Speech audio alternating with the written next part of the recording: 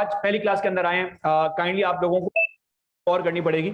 Obviously अभी तो हमारा लेक्चर स्टार्ट हुआ है, तो वो जो चीजें हमने लास्ट क्लास के अंदर की हैं मैं उसके बारे में ब्रीफ करूंगा।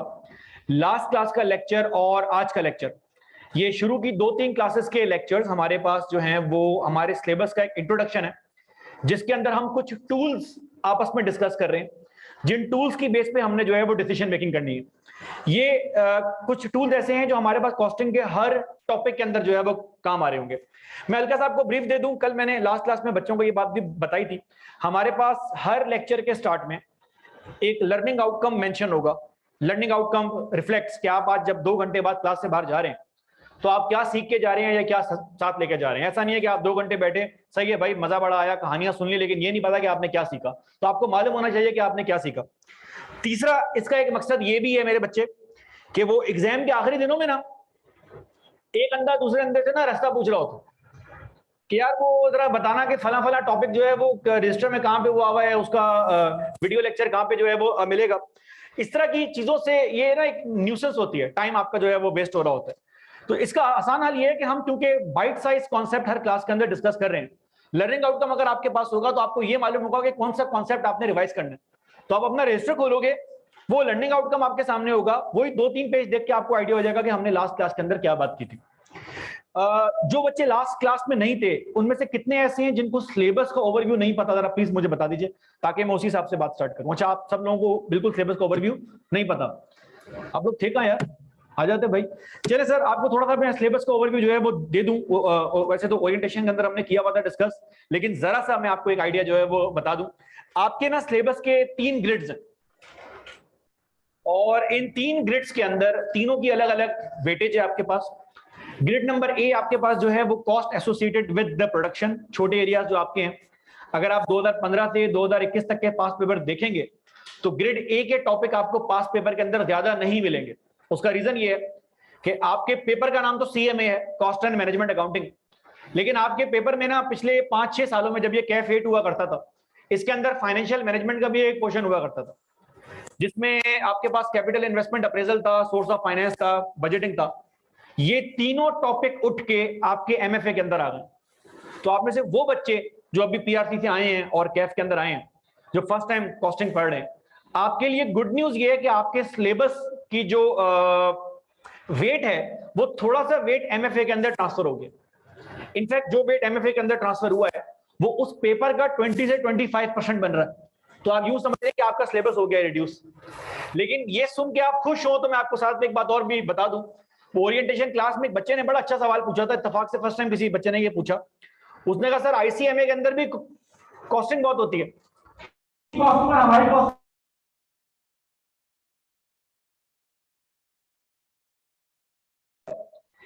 कि आईसीएमए और एसीसीए के अंदर कॉस्टिंग का पेपर जो आप लोग पढ़ रहे हो ना, आपका सिलेबस उनके पास 2 से 3 सब्जेक्ट में डिवाइड हुआ है।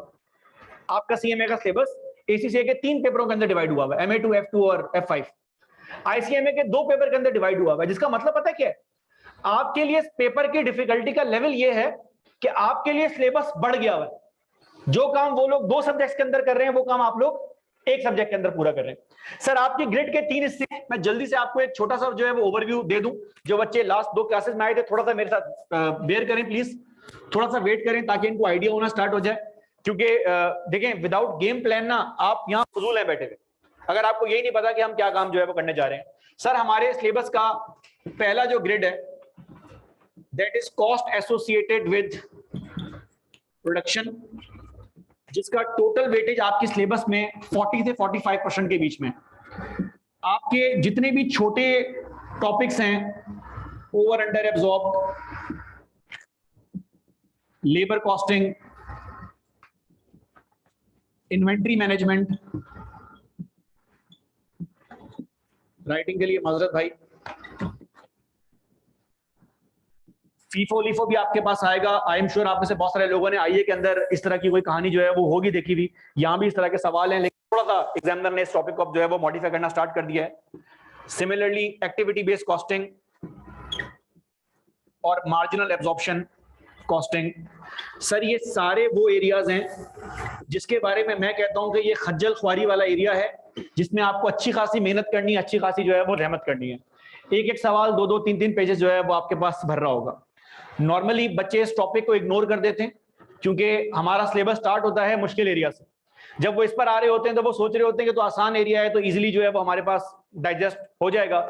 लेकिन याद रखें कि आपके अगर पेपर की ग्रेड 40 से 45% है ना मेरा बच्चा, तो ये सारे टॉपिक का सवाल 40 मार्क्स के आपके पास आ रहे हैं। तो काइंडली आई कैप, और ये मैं कॉस्टिंग की बात नहीं कर रहा हूं, जब से नई स्कीम आई है आई कैप कैफ 1 से लेकर कैफ 8 तक हर पेपर के अंदर ग्रिड को बहुत थॉरोली फॉलो कर रहा है। तो मैंने फर्स्ट क्लास में एक बात बोली थी और अब मुझे लग रहा है मुझे पूरे सेशन में ये बात आपको जो है वो बोलनी पड़ेगी क्योंकि बहुत सारे अच्छे बच्चे ये मिस्टेक कर रहे थे। मैं आपको एक बात बताऊं, आई कैप में मैंने बहुत सारे ऐसे बच्चों को फेल होते हुए देखा है जिनको पेपर बहुत अच्छा आता था लेकिन फिर भी फेल हो गए। At the very same time हमने ऐसे बच्चे भी देखे जिनको पेपर तो एवरेज आता था, उनका पेपर पास हो गया क्योंकि उनके पास पेपर टेक्निक एग्जिस्ट किया करती थी। देखिए, आप अगर 80% पेपर सॉल्व करके आ रहे हैं विद एब्सोल्यूट एफिशिएंसी, वो इस चीज के मुकाबले कम बेहतर है कि आप पूरा पेपर सॉल्व कर लें with less number of efficiency. कि आप 100% पेपर अगर 70% एफिशिएंसी पे सॉल्व कर रहे हैं, ये बेहतर है बजाय इसके कि आप 80% पेपर 100% एफिशिएंसी पे सॉल्व करें। तो प्लीज अपनी कोर्स कवरेज थोड़ी कॉम्प्रिहेंसिव रखिएगा। सर, आपके ग्रिड में 3 हिस्से हैं। पहले का वेटेज आपके पास 40 to 45% है। तीसरी ग्रिड आपके पास डिसीजन मेकिंग के नाम से है, जिसका टोटल वेटेज आपके पास 30 से 40% के आसपास है। अगर मैं कॉन्सेप्ट की बात करूं तो आपके पास कॉन्सेप्ट में सबसे ज्यादा जो ओरिजिनल मैनेजमेंट अकाउंटिंग के कॉन्सेप्ट हैं, पेपर का नाम कॉस्ट एंड मैनेजमेंट अकाउंटिंग है। आधे लोगों को तो यही नहीं पता होता कि इसमें कॉस्ट अकाउंटिंग क्या आ रही है, मैनेजमेंट अकाउंटिंग क्या आ रही है। सर, ये पूरा पोर्शन आपके पास मैनेजमेंट अकाउंटिंग का है, जिसके अंदर आपके पास 3 बड़े एरियाज हैं और एग्जामिनर इन 3 एरियाज को कभी भी इग्नोर नहीं करता। वैसे बोलने के लिए 3 एरियाज हैं। इसमें एक एरिया आपका ऐसा है डिसीजन मेकिंग का, जो कि बोलने के लिए तो सिर्फ डिसीजन मेकिंग है, लेकिन इसके अंदर सब एरियाज बहुत सारे हैं। क्योंकि पहली क्लास है, अभी हम इसके ऊपर बात नहीं कर रहे, तो इसको मैं एक्सपेंड नहीं कर रहा। सर, आपके डिसीजन मेकिंग में प्रिंसिपल यूज होते हैं। इनफैक्ट अक्सर औकात तो इस कॉस्टिंग को हम स्ट्रीट कॉस्टिंग बोल रहे होते हैं, क्योंकि अनलाइक पॉपुलर परसेप्शन, इसके अंदर किसी किस्म की कैलकुलेशन से ज्यादा कॉन्सेप्ट यूज हो रहे होते हैं। तो आपको जो भी डिफिकल्टी फेस करनी पड़ेगी वो यहाँ पे फेस करनी पड़ेगी। सर, दूसरा आपका जो ग्रिड का पोर्शन है, उसके अंदर आपके पास कॉस्टिंग प्रोसेसेस हैं, जहां पर आपने कॉस्ट को एक्यूमुलेट करना है। और यहां आपके पास 3 एरियाज हैं। वेरिएंस, जिसको स्टैंडर्ड कॉस्टिंग बोला जाता है,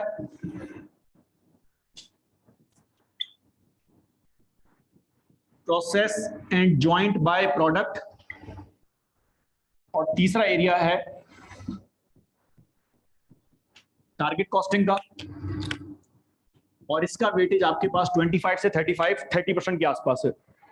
मैंने फर्स्ट क्लास के ओरिएंटेशन के अंदर अपना गेम प्लान जो है वो शेयर किया था।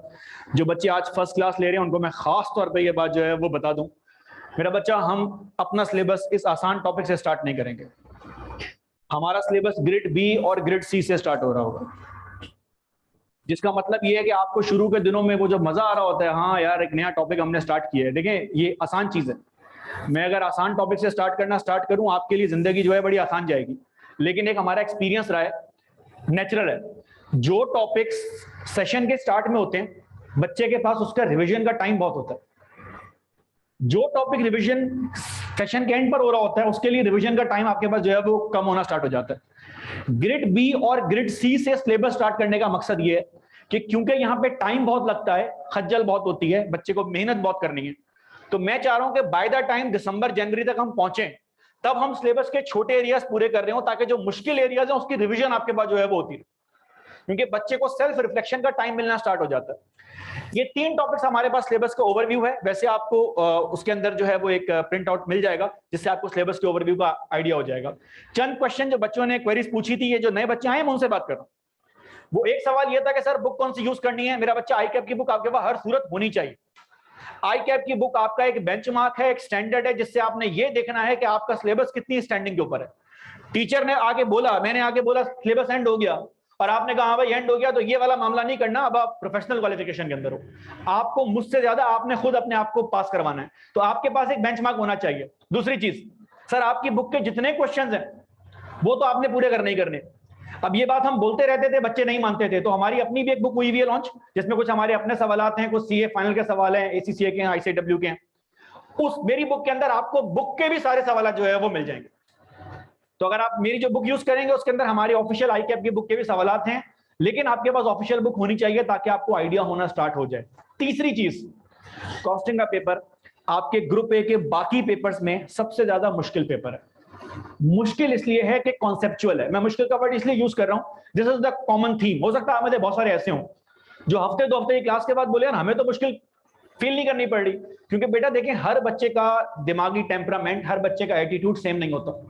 कुछ लोगों के लिए पैटर्न वाले क्वेश्चन आसान रहते हैं कि यार मुझे पैटर्न बता दो, मैं सॉल्व कर लूंगा। FR1 के अंदर टेक्स्ट के अंदर पैटर्न एग्जिस्ट करता है, आप प्रैक्टिस करेंगे 10 सवाल बाद पैटर्न आपका सेम हो जाएगा। कॉस्टिंग के अंदर पैटर्न एग्जिस्ट नहीं करता। तो जो आप में से कॉन्सेप्चुअल बच्चा होगा, जो एनालिटिकल दिमाग का बच्चा है, या मैं यूं बोलूं कि जिस बच्चे के अंदर मेमन एग्जिस्ट करता है, मेमन होना जरूरी नहीं, मेमन एक सोच है।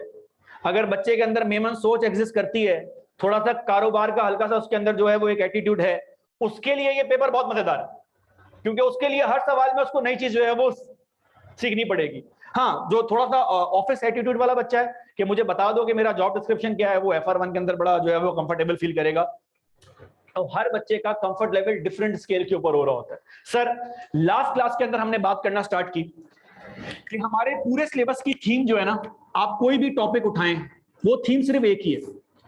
वो थीम वो है जो बिजनेस के अंदर होती है। लाइक बिजनेस के अंदर थीम ये है कि आपने एक आइटम सस्ता खरीद के महंगा बेचना है। लास्ट क्लास के अंदर हमने यही बात की थी, जो बच्चे लास्ट क्लास में तो उनका रिकैप होना स्टार्ट हो जाएगा। अगर मैं प्रोडक्ट बना के बेच रहा हूं तो मुझे सस्ता बना के महंगा बेचना। इफेक्टिवली स्पीकिंग, अगर मुझे पैसा कमाना है तो मुझे ये मालूम होना चाहिए कि एक आइटम बन कितने का रहा है, एक आइटम बिक कितने का रहा है। ये सारे प्रोसेस के अंदर बिकने का मामला बाद में आता है, पहले क्या आता है? बनने का मामला।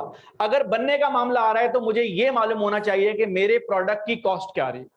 जब हमने ये डिस्कशन स्टार्ट किया तो हमने 3 प्रॉफिट एंड लॉस बोर्ड के ऊपर बनाई। मैं वो 3 प्रॉफिट एंड लॉस एक दफा दोबारा बना रहा हूं। मैं इसको ऐसे लेके जा रहा हूं कि आपके पास कोई टेक्निकल नॉलेज एग्जिस्ट नहीं करती। मेरे बच्चे, अगर आप आज सीए में ना हो ना, सीए ड्रॉप कर दो और दुकान पे जाके बैठ जाओ या अपनी दुकान खोल लो, तो अपनी दुकान का प्रॉफिट निकालने के लिए ना सेठ को सिर्फ 2 चीजों की जरूरत है, बस, खलास। क्योंकि देखो, सेठ ने तो सीए नहीं किया ना, उसने पीआरसी किया, उसको नहीं पता किया, ये आप लोगों ने किया। तो वो बोलेगा अगर मुझे मुनाफा निकालना है ना तो मुझे सिर्फ 2 चीजों की जरूरत है। किन 2 चीजों की? एक, मुझे ये बता दो कि मेरी इनकम कितनी हो रही है। दूसरा, मुझे ये बता दो मेरा खर्चा कितना बैठ रहा है। और अगर मेरा इनकम मेरे खर्चे के मुकाबले ज्यादा है तो मैं घर लेके जाऊंगा पैसे, नहीं है तो जाहिर सी बात है मैं दुकान के अंदर पैसे रख के जाऊंगा। आप उसको बोलेंगे सर वो प्रॉफिट एंड लॉस ऐसे नहीं बनती, उसमें कॉस्ट ऑफ गुड्स सोल्ड आता है। वो कहेगा यार ये आप कर लो, कैफ आपने किया हुआ है, 15,000 रुपए आपकी सैलरी है, ये हमारा काम नहीं है। मुझे बताओ पैसा कितना आया।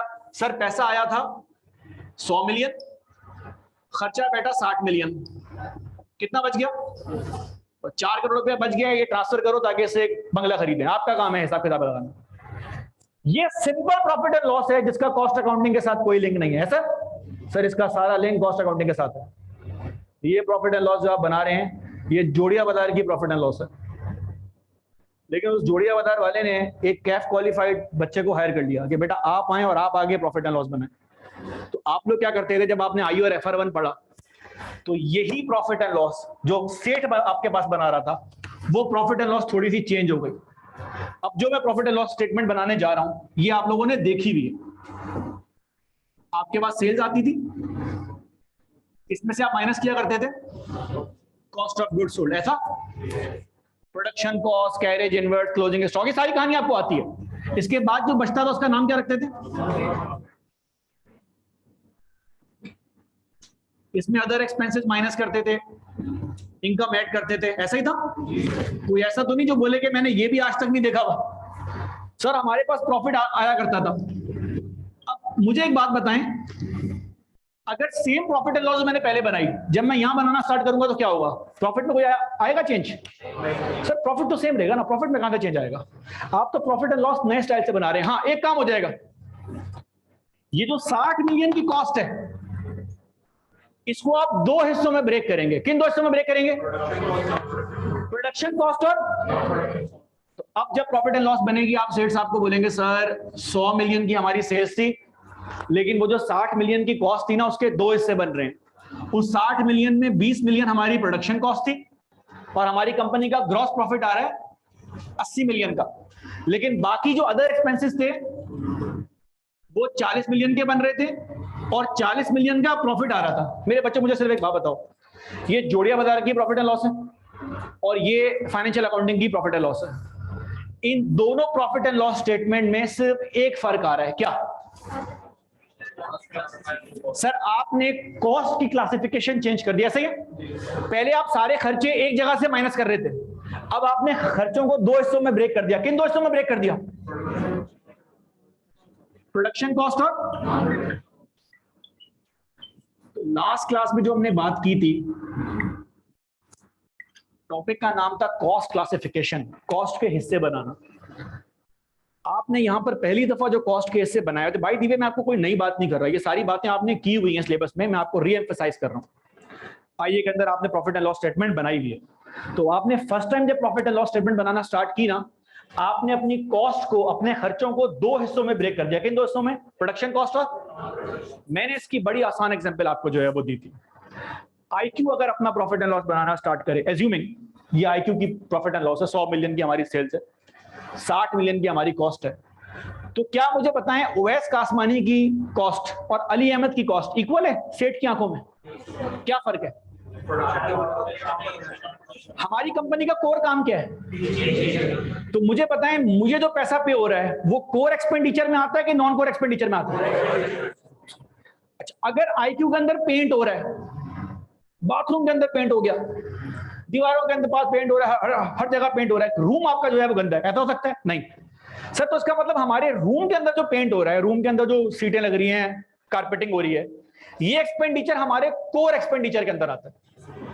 बाकी एक्सपेंडिचर हमारे लिए लाइक एसी चल रहा है लाइब्रेरी के अंदर, नॉन कोर है, गार्ड को पैसे दे रहे हैं, नॉन कोर है, फेसबुक पे इश्तिहार लगा रहे हैं, नॉन कोर है। तो बेसिकली अगर बॉसेस चाहें, आईक्यू के सेट अगर जो है वो चाहे, तो अपने खर्चों को दो हिस्सों में ब्रेक कर सकता है। किन दो हिस्सों में? प्रोडक्शन कॉस्ट और अच्छा, मैंने इसका एक हल आपको और भी एक्सप्लेन किया था।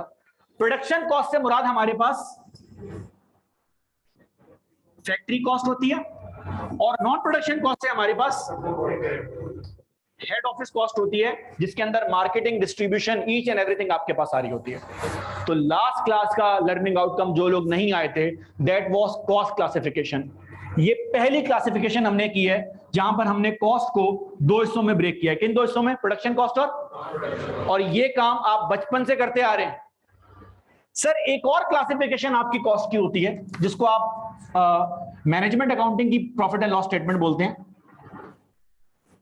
आप यही प्रॉफिट एंड लॉस इस तरह के साथ भी बना सकते हैं क्या आपने सेल्स में से वेरिएबल कॉस्ट माइनस की। सर वेरिएबल कॉस्ट क्या है? हर एक्सपेंडिचर की नेचर और बिहेवियर सिर्फ दो ही हो सकते हैं। मिसाल के तौर पे आईक्यू का रेंट, मुझे एक बात बताएं, आईक्यू के रेंट का ताल्लुक क्या बच्चों के नंबर ऑफ एडमिशन के साथ है? इस महीने क्लासेस होना स्टार्ट हो रही हैं, बच्चे आना स्टार्ट हो रहे हैं। पिछले महीने जब एग्जाम हो रहा था, प्रैक्टिकली कैंपस खाली पड़ा हुआ था। मुझे बताएं, क्या खाली कैंपस में मालिक मकान ने हमारा रेंट माफ किया होगा? क्या हमने पिछले महीने हमारी एडमिन के लोगों को सैलरियां पे नहीं की होंगी या कम पे की होंगी? उतनी पे की होंगी जितनी इस महीने पे हो रही है। इसका मतलब ये हुआ, अगर कोई एक्सपेंडिचर आपका ऐसा है जो आपकी एक्टिविटी के साथ लिंक हुआ हुआ, एक्टिविटी होगी तो बिल आएगा वरना नहीं आएगा, वो तो हमारे पास वेरिएबल कॉस्ट में आ जाएगा। लेकिन अगर कोई एक्सपेंडिचर आपके पास ऐसा है जिसका कोई लिंक किसी किस्म का नहीं है आपके एक्सपेंडिचर के साथ, तो उसको हमारी जबान में फिक्स कॉस्ट बोला जाएगा। तो एक क्लासिफिकेशन ये है कि आप सेल्स के अंदर से वेरिएबल कॉस्ट पहले निकालें, कंट्रीब्यूशन आपके पास आएगा, फिक्स कॉस्ट निकालें, प्रॉफिट आपके पास आएगा। और मुझे एक सवाल का जवाब दें, ये जोड़िया बाजार की जो प्रॉफिट एंड लॉस स्टेटमेंट में बना रहा था, कितना प्रॉफिट आ रहा था? मैंने फाइनेंशियल अकाउंटिंग की प्रॉफिट एंड लॉस बनाई, कितना प्रॉफिट आ रहा है? जब एक नए स्टाइल से बनाऊंगा तो प्रॉफिट के अंदर कोई चेंज आ रहा है? प्रॉफिट के अंदर कोई चेंज नहीं आ रहा। हाँ चेंज ही आ रहा है, मेरी अंडरस्टैंडिंग इंप्रूव हो रही है। कैसे? सर सेल्स तो अभी भी 100 मिलियन है, प्रॉफिट अभी भी 40 मिलियन है। चेंज क्या आ रहा है? ये जो खर्चे हैं ना 60 मिलियन के, मेरी इनके बारे में अंडरस्टैंडिंग इंप्रूव हो रही है कि 60 मिलियन के अंदर 30 मिलियन का एक्सपेंडिचर ऐसा है जो वेरिएबल कॉस्ट में क्लासिफाई होता है। काम होगा तो बिल आएगा, वरना बिल नहीं आएगा। और बाकी 30 मिलियन जो है वो फिक्स कॉस्ट के अंदर क्लासिफाई होता है। तो ये फाइनेंशियल अकाउंटिंग की प्रॉफिट एंड लॉस है, हम भी यूज करते हैं। ये मैनेजमेंट अकाउंटिंग की प्रॉफिट एंड लॉस है, ये भी हम यूज करते हैं। यहां पे हमने कॉस्ट को क्लासिफाई किया किन दो हिस्सों में, प्रोडक्शन कॉस्ट और यहां पर हम कॉस्ट को किन दो हिस्सों में क्लासिफाई कर रहे हैं, फिक्स कॉस्ट और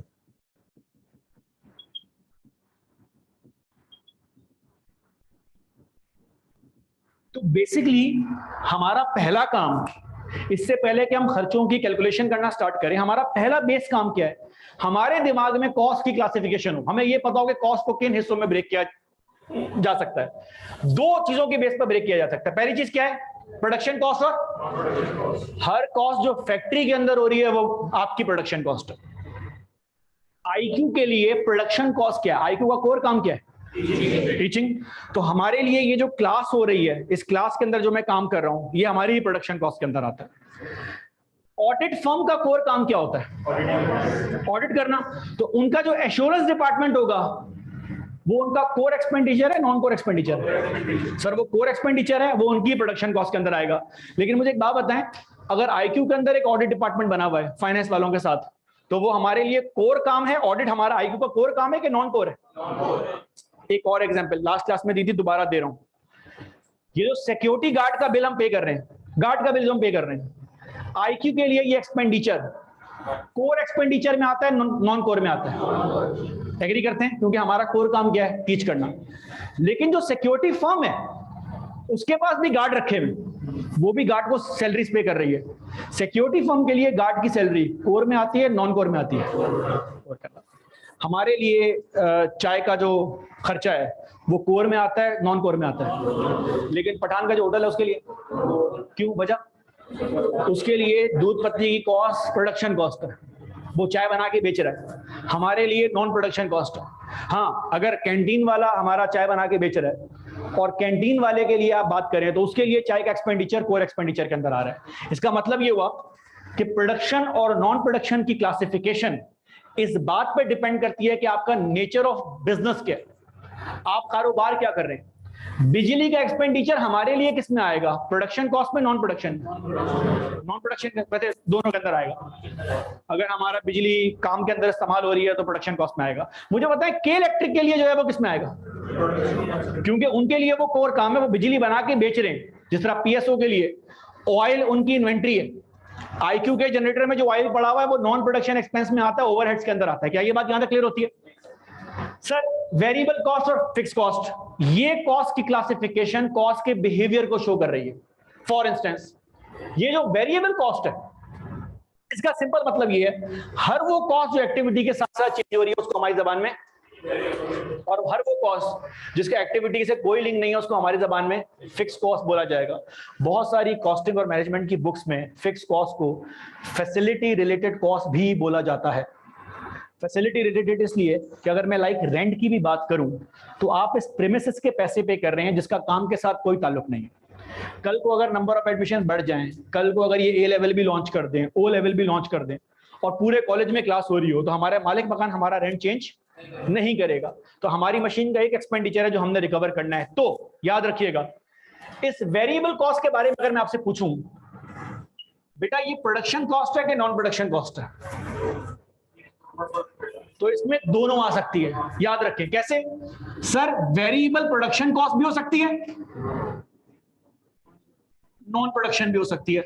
छोटी सी एग्जांपल, बिजली का बिल वेरिएबल कॉस्ट है, फिक्स कॉस्ट है? वैसे बिजली के बिल में दोनों कंपोनेंट होते हैं। कैसे, पूरा महीना मीटर बंद कर दूं बिल आएगा, लाइन रेंट आएगा।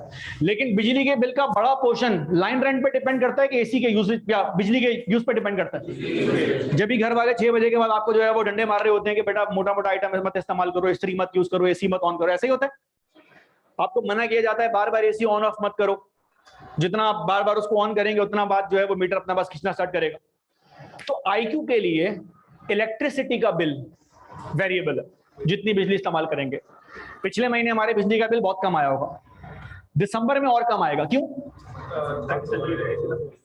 सर यूजेज कम होगा, एसी नॉर्मली ऑफ होते हैं, वो ठंड के अंदर बच्चे जो है वो कपकपाना स्टार्ट हो जाते हैं, कमजोरी होती है बच्चों को। सर लेकिन हमारा बिजली का बिल सिर्फ रूम का नहीं आता, हमारा बिजली का बिल लाइब्रेरी का भी आ रहा होता है, हमारा बिजली का बिल एडमिन ऑफिस का भी आ रहा होता है, बिजली का बिल फोटोकॉपियर का भी आ रहा होता है। इसका मतलब ये हुआ कि बिजली का बिल बाय नेचर क्या है, वेरिएबल। लेकिन अगर फैक्ट्री का हो रहा है तो वेरिएबल प्रोडक्शन, अगर हेड ऑफिस का हो रहा है तो variable non production. Same goes for fix cost. Fix cost के भी दो हिस्से हैं, एक प्रोडक्शन और एक, अली अहमद को फिक्स सैलरी पे हायर किया हुआ है, क्लासें हो ना हो हर महीने आपको एक फिक्स अमाउंट मिलेगी सर। तो मुझे बताएं मेरी कॉस्ट फिक्स तो हो गई, ये बात तो तय है, इसका नंबर ऑफ एडमिशन से कोई फर्क नहीं पड़ रहा। प्रोडक्शन कॉस्ट है, नॉन प्रोडक्शन कॉस्ट है, तो बाहर ताहिर को भी सैलरी मिल रही है, काम हो ना हो फिक्स सैलरी है, एडमिन ऑफिस की है, प्रोडक्शन कॉस्ट है, नॉन प्रोडक्शन कॉस्ट है। तो याद रखें वेरिएबल और फिक्स में दोनों प्रोडक्शन और नॉन प्रोडक्शन की क्लासिफिकेशन हो सकती है। तो हमने ये जो 10 मिनट में बात की, हमने क्या बात की, हमने सिर्फ एक बात की है। पहला टॉपिक जो कल आपको पोर्टल मिलेगा, प्लीज वो लेक्चर देखिएगा, वो लेक्चर बहुत डिटेल के अंदर है, अभी मैं आपको ब्रीफ के अंदर बात कर रहा हूं। हमारा काम कॉस्ट के हिस्से बनाना है। ये कॉस्ट की पहली क्लासिफिकेशन है, दो हिस्सों में ब्रेक कर दिया। किन दो हिस्सों में? प्रोडक्शन कॉस्ट और, अच्छा मैं तो आपसे टेक्निकल नाम भी यूज नहीं कर रहा, मैं तो आपसे आसान इंग्लिश नाम यूज कर रहा हूं। हर एक्सपेंडिचर जो कोर एक्सपेंडिचर होगा वो, और अगर नॉन कोर है तो, और कोर और नॉन कोर डिपेंड करेगा कंपनी कौन सी है। आगा खान हॉस्पिटल के लिए, पुराने बच्चे जवाब ना दें प्लीज, नए बच्चों के लिए, आगा खान हॉस्पिटल के लिए डॉक्टर की सैलरी कोर एक्सपेंडिचर है या नॉन कोर एक्सपेंडिचर है? आईक्यू ने भी डॉक्टर रखा हुआ है एक, ताकि रिजल्ट में बच्चे बेहोश वेश हों तो उनको जो है वो दवा दारू करे। सर हमारे लिए डॉक्टर के पैसे जो है वो किस में आएंगे, कोर एक्सपेंडिचर में, नॉन कोर एक्सपेंडिचर में? नॉन कोर में। क्यों? हमारा मेन काम डॉक्टरी की सर्विसेज नहीं है। आईक्यू ने एक वकील भी रखा हुआ है। मुझे बताएं लॉयर का पैसा आईक्यू के अंदर कोर में आएगा, नॉन कोर में आएगा? और लॉ फर्म के अंदर? तो याद रखें आपका एक्सपेंडिचर प्रोडक्शन है कि नॉन प्रोडक्शन है, कोर है कि नॉन कोर है, ये किस चीज पर डिपेंड कर रहा है? नेचर ऑफ बिजनेस के ऊपर, के बिजनेस की एक्टिविटी क्या है। क्या इतनी सी बात यहां तक क्लियर होती है? सर फिर हम आगे बढ़े और हमने लास्ट क्लास के अंदर बात करी कॉस्ट के 3 कंपोनेंट्स होते हैं। कौन कौन से? हर कॉस्ट के 3 कंपोनेंट्स होते हैं। मटेरियल जिसको आप लोग रॉ मटेरियल बोलते हैं,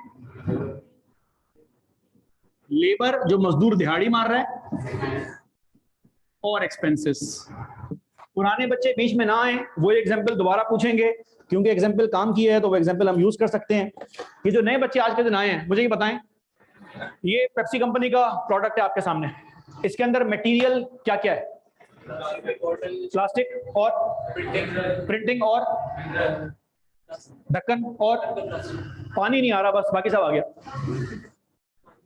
अगर आप लोग की एग्जांपल ये है कि इसके अंदर प्लास्टिक, ढक्कन, कैप सब रॉ मटेरियल के अंदर आता है, इसका मतलब ये है कि आप लोग पानी पीने के बाद ये बोतल, ढक्कन, ये भी खा पी जो है वो जाते हैं।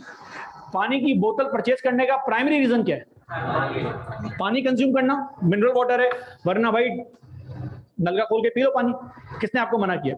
लेकिन अगर आप ये बोतल परचेज कर रहे हो तो आप बेसिकली पानी के पैसे दे रहे हो। तो वो जिस तरह आपकी लॉ की बुक में डेफिनेशन थी ना, जिन लोगों ने लॉ दिया हुआ है कि any company which is not a public company is a private company, हर वो चीज जो ना मटेरियल है ना लेबर है, उसको हमारी जबान में एक्सपेंस बोला जाता है।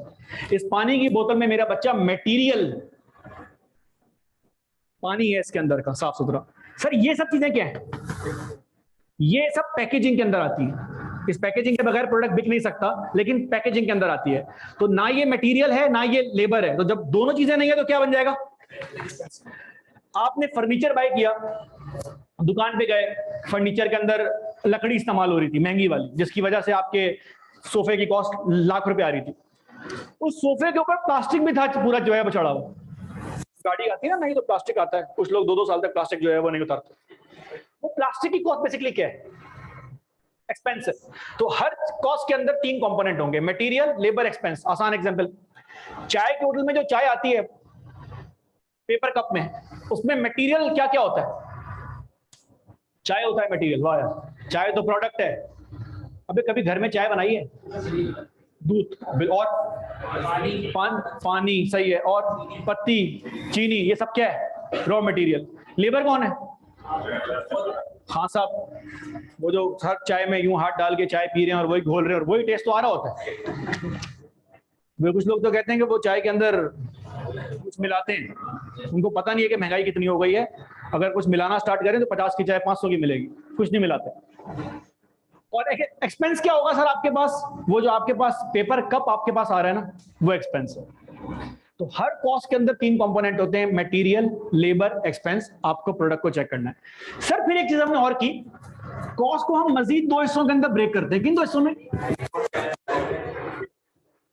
जो बच्चे आज आए हैं वो बहुत ध्यान से, जो लास्ट क्लास में थे उनके लिए तो मजा आना स्टार्ट होगा। डायरेक्ट कॉस्ट क्या है सर? जो डायरेक्टली लगा दें वो डायरेक्ट कॉस्ट है, जो दूर से खींच के मारे वो इनडायरेक्ट कॉस्ट है। नहीं सर, डायरेक्ट कॉस्ट और इनडायरेक्ट कॉस्ट खर्चे की ट्रेसेबिलिटी के ऊपर बात कर रहा होता।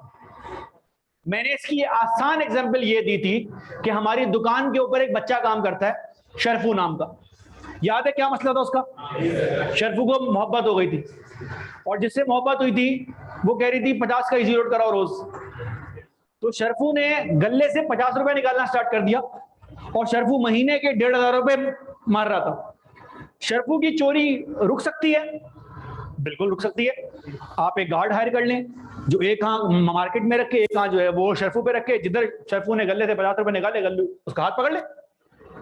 सर लेकिन मसला यह कि गार्ड हमसे ना 10,000 रुपए महीने का चार्ज करेगा। मुझे बताएं, क्या शरफू की चोरी रोकने के लिए 10,000 का गार्ड हायर करना वारे में आ रहा है? हाँ, अगर शरफू रोज के 500 निकालना स्टार्ट कर दे, महीने के 15,000 की दिहाड़ी मार रहा है, अब क्या आ रहा है? वारे में आ रहा है। इसका मतलब शरफू की चोरी रोकना शुरू में मेरे लिए वारे में नहीं आ रहा। क्यों? क्योंकि शरफू की चोरी का नुकसान कम है, और उसका नुकसान मालूम करने के लिए उस पर जो खर्चा हो रहा है वो ज्यादा है। तो डायरेक्ट कॉस्ट की डेफिनेशन मैंने आपके पास जो है वो दी थी। जो नए बच्चे आए हैं वो अपने पास नोट कर लें प्लीज, एक पेज छोड़ के अपने पास नोट कर लें। लिखिए अपने पास रजिस्टर में जाके डायरेक्ट कॉस्ट के बारे में। Cost which can be economically traceable, cost which can be economically traceable, एक पेज छोड़ दीजिएगा प्लीज, इन अ प्रोडक्ट और service is called direct cost.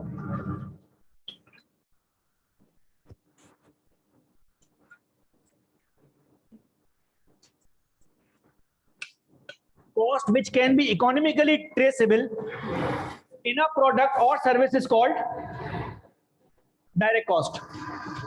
Example note करें अपने पास, कल वाले बच्चे भी एग्जाम्पल नोट कर लें, आपके लिए नई एग्जाम्पल है। अब रोज सेम एग्जाम्पल तो नहीं देंगे ना आपको।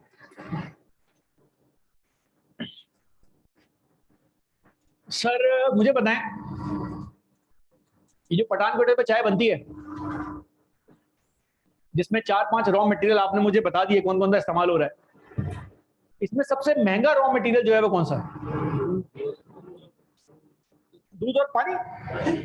पानी तो यार ठीक है, कौन सा मिनरल वाटर इस्तेमाल कर रहा है? दूध, पत्ती और चीनी, ये तो 3 आइटम है। इसमें बड़ा आइटम कौन सा है? मतलब आप ये बोलें कि यार अगर 50 रुपए का कप है ना चाय का, 30 रुपए का बन रहा है, तो इस 30 रुपए में सबसे महंगा आइटम जो है वो कौन सा है? दूध। सर जब दुकान पे जाते हैं तो वो आपसे पूछता है भाई सादा चाय कि दूध पत्ती चाय, क्या फर्क है इन दोनों में? दूध पत्ती चाय में पानी कम होता है, सादा चाय में दूध कम होता है। ठीक है ना? इसका मतलब जो मेन कॉस्ट आ रही होती है वो किस चीज की आ रही होती है? असली चाय तो वही। आप किसी से मोहब्बत करते हैं तो उसको आप दूध पत्ती पिलाएंगे।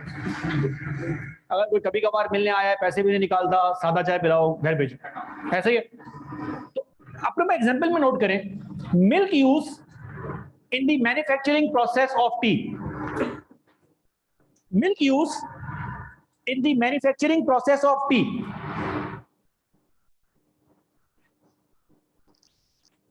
आप में से कोई बच्चा किसी महंगे बैकग्राउंड से आया है, वो बोलेगा ये चाय क्या होती है सर, हम तो कॉफी पीते हैं। होते हैं ना कुछ लोग, उनको फर्क पता होता है एस्प्रेसो का और मौका कॉफी का और कैपेचिनो का। हमें तो फर्क नहीं पता होता, हम बोलते हैं जो ज्यादा ऑर्डर होती है वो लाके दे दो। तो कॉफी पीने वाले बच्चों से अगर मैं पूछूं तो आपको चाय का कप तो 50 रुपए का मिल जाएगा, लेकिन कॉफी अगर आप पीने जाएंगे कभी ना कभी आपको मौका मिलेगा नहीं मिला तो फिर घर वाले आपको ये मौका देंगे सीए के बाद कि बेटा अब तुम कॉफी पी लो। आप कॉफी पीने जाए तो वो कॉफी 800 रुपए की, 600 रुपए की, दूध उसमें भी इस्तेमाल हो रहा है, लेकिन वो कॉफी 600 रुपए की क्यों? कॉफी का सबसे बड़ा एक्सपेंडिचर कॉफी बीन्स होते हैं, उसको मशीन के अंदर वो ब्रू कर रहा होता है। जरा ये मैं क्लियर कर दूं, आप में से कोई बोले सर कैसी बातें कर रहे हैं हम, नेस्कैफे की कॉफी। अबे वो कॉफी नहीं है, वो 2 नंबर चीज है। वो 2 लोग चाय के साथ मिला के जो है वो पी रहे होते हैं कि चाय का टेस्ट अच्छा हो गया, ना चाय रही ना कॉफी रही। लेकिन कॉफी के अंदर जो मेन एक्सपेंडिचर है वो आपके कॉफी बीन्स है। मुझे बात बताएं, 800 रुपए की कॉफी में अगर आप बोलें कि मेरी कॉफी थोड़ी स्ट्रांग बना दो, और बहुत ज्यादा स्ट्रांग बना दें, वैसे बाय द वे ज्यादा स्ट्रांग पीनी है तो वो कॉफी शॉट्स भी आते हैं, 100 रुपए का एक घूंट। वो महंगा होता है, ये इंपॉर्टेंट नहीं है, वो आप पी के दिखाते हैं, मैं आपको फ्री के अंदर जो है वो पैसे आपके पे कर दूंगा। लेकिन आपने कम से कम 3 शॉट जो है वो लगाने, क्योंकि हो सकता है तीसरे शॉट तक पैसे देने की नौबत ही ना आए, काफी लोगों का इंतकाल हो जाता है। अगर आप पेट खराब है तो उसके लिए बहुत अच्छी चीज है। अगर आप चाह रहे हैं कि आप 2 दिन ना सोएं, आप कॉफी शॉट लगाएं, वो बड़े महंगा भी होता है। कॉफी शॉट क्यों महंगा होता है? ना उसमें चीनी, ना उसमें दूध, कुछ भी नहीं, फिर भी महंगा। सर उसमें ओरिजिनल कॉस्ट कंपोनेंट आपके पास है पड़ा। तो अगर 800 की कॉफी के अंदर कोई गरीब आदमी हमारे आपके जैसा जाए कॉफी पीने, और इस नियत के साथ, जिस नियत के साथ शादी के अंदर लोग जो है वो जाते हैं, 1000 रुपए दे रहे हो, 4 बंदों का खाना खा के बाहर आना है, तो वो कॉफी वाले को बोले कि यार वो जरा शुगर ले आना, तो वो पूरा पैकेट आपके सामने लाके आपके मुंह पे मारता है, ये लो। आप देखोगे उसमें चीनी के बहुत सारे पैकेट्स होते हैं पड़े हुए, खोलते जाए भरते जाए भरते जाए, उसको कोई फर्क नहीं पड़ता दुकानदार को। क्यों? क्योंकि वो 800 रुपए कप में ना चीनी की कॉस्ट उसके लिए नेग्लिजिबल है। जिस तरह चिप्स वाले के लिए नमक नेग्लिजिबल कॉस्ट है। आप बोले थोड़ा ज्यादा नमक ऐड कर दो ताकि उसकी कॉस्ट को, ऐसे मुट्ठी भर के फेंक देगा, खा लो फिर चिप्स। मुझे बताएं, चिप्स के 50 रुपए का जो पैकेट मिलता है, 100 रुपए के चिप्स मिलते हैं दुकान पर, उसकी प्राइस किस चीज पे डिपेंड करती है? नमक के ऊपर कि आलू के ऊपर? 2 एग्जांपल आपके पास आ गई। एग्जांपल नंबर 2 लिखें, the cost of coffee beans in a coffee cup and the cost of potato in fried chips. The cost of potato in fried chips। ये तीनों एग्जांपल जो मैंने आपको दिए हैं, ये अपने रिस्पेक्टिव प्रोडक्ट की डायरेक्ट कॉस्ट है। अच्छा, इनडायरेक्ट कॉस्ट क्या है? शर्फू जो 2 नंबरी कर रहा था, जब वो 2 नंबरी 1500 रुपए की थी, तो शर्फू की 2 नंबरी इनडायरेक्ट कॉस्ट थी, क्योंकि उसको ट्रेस करना बारे में नहीं आ रहा था। लेकिन जब शर्फू की चोरी 15,000 पे पहुंची, 1.5 लाख पे पहुंची, अब शर्फू की चोरी रोकना बारे में पड़ रहा है, अब ये हमारे पास डायरेक्ट कॉस्ट बनना स्टार्ट हो गई है। तो इनडायरेक्ट कॉस्ट के बारे में जाके लिखें, cost which can not be economically traceable in a product और service is called indirect cost. अच्छी बात है जो लास्ट क्लास में तो उनका रिवीजन हो गया, नई एग्जांपल्स मिल गई आपको। Cost which can not be economically traceable in a product और service is called indirect cost. अच्छा, एग्जाम्पल नोट करनी है, अब मैं नहीं बताऊंगा, ये जो नए बच्चे आए हैं वो बताएं।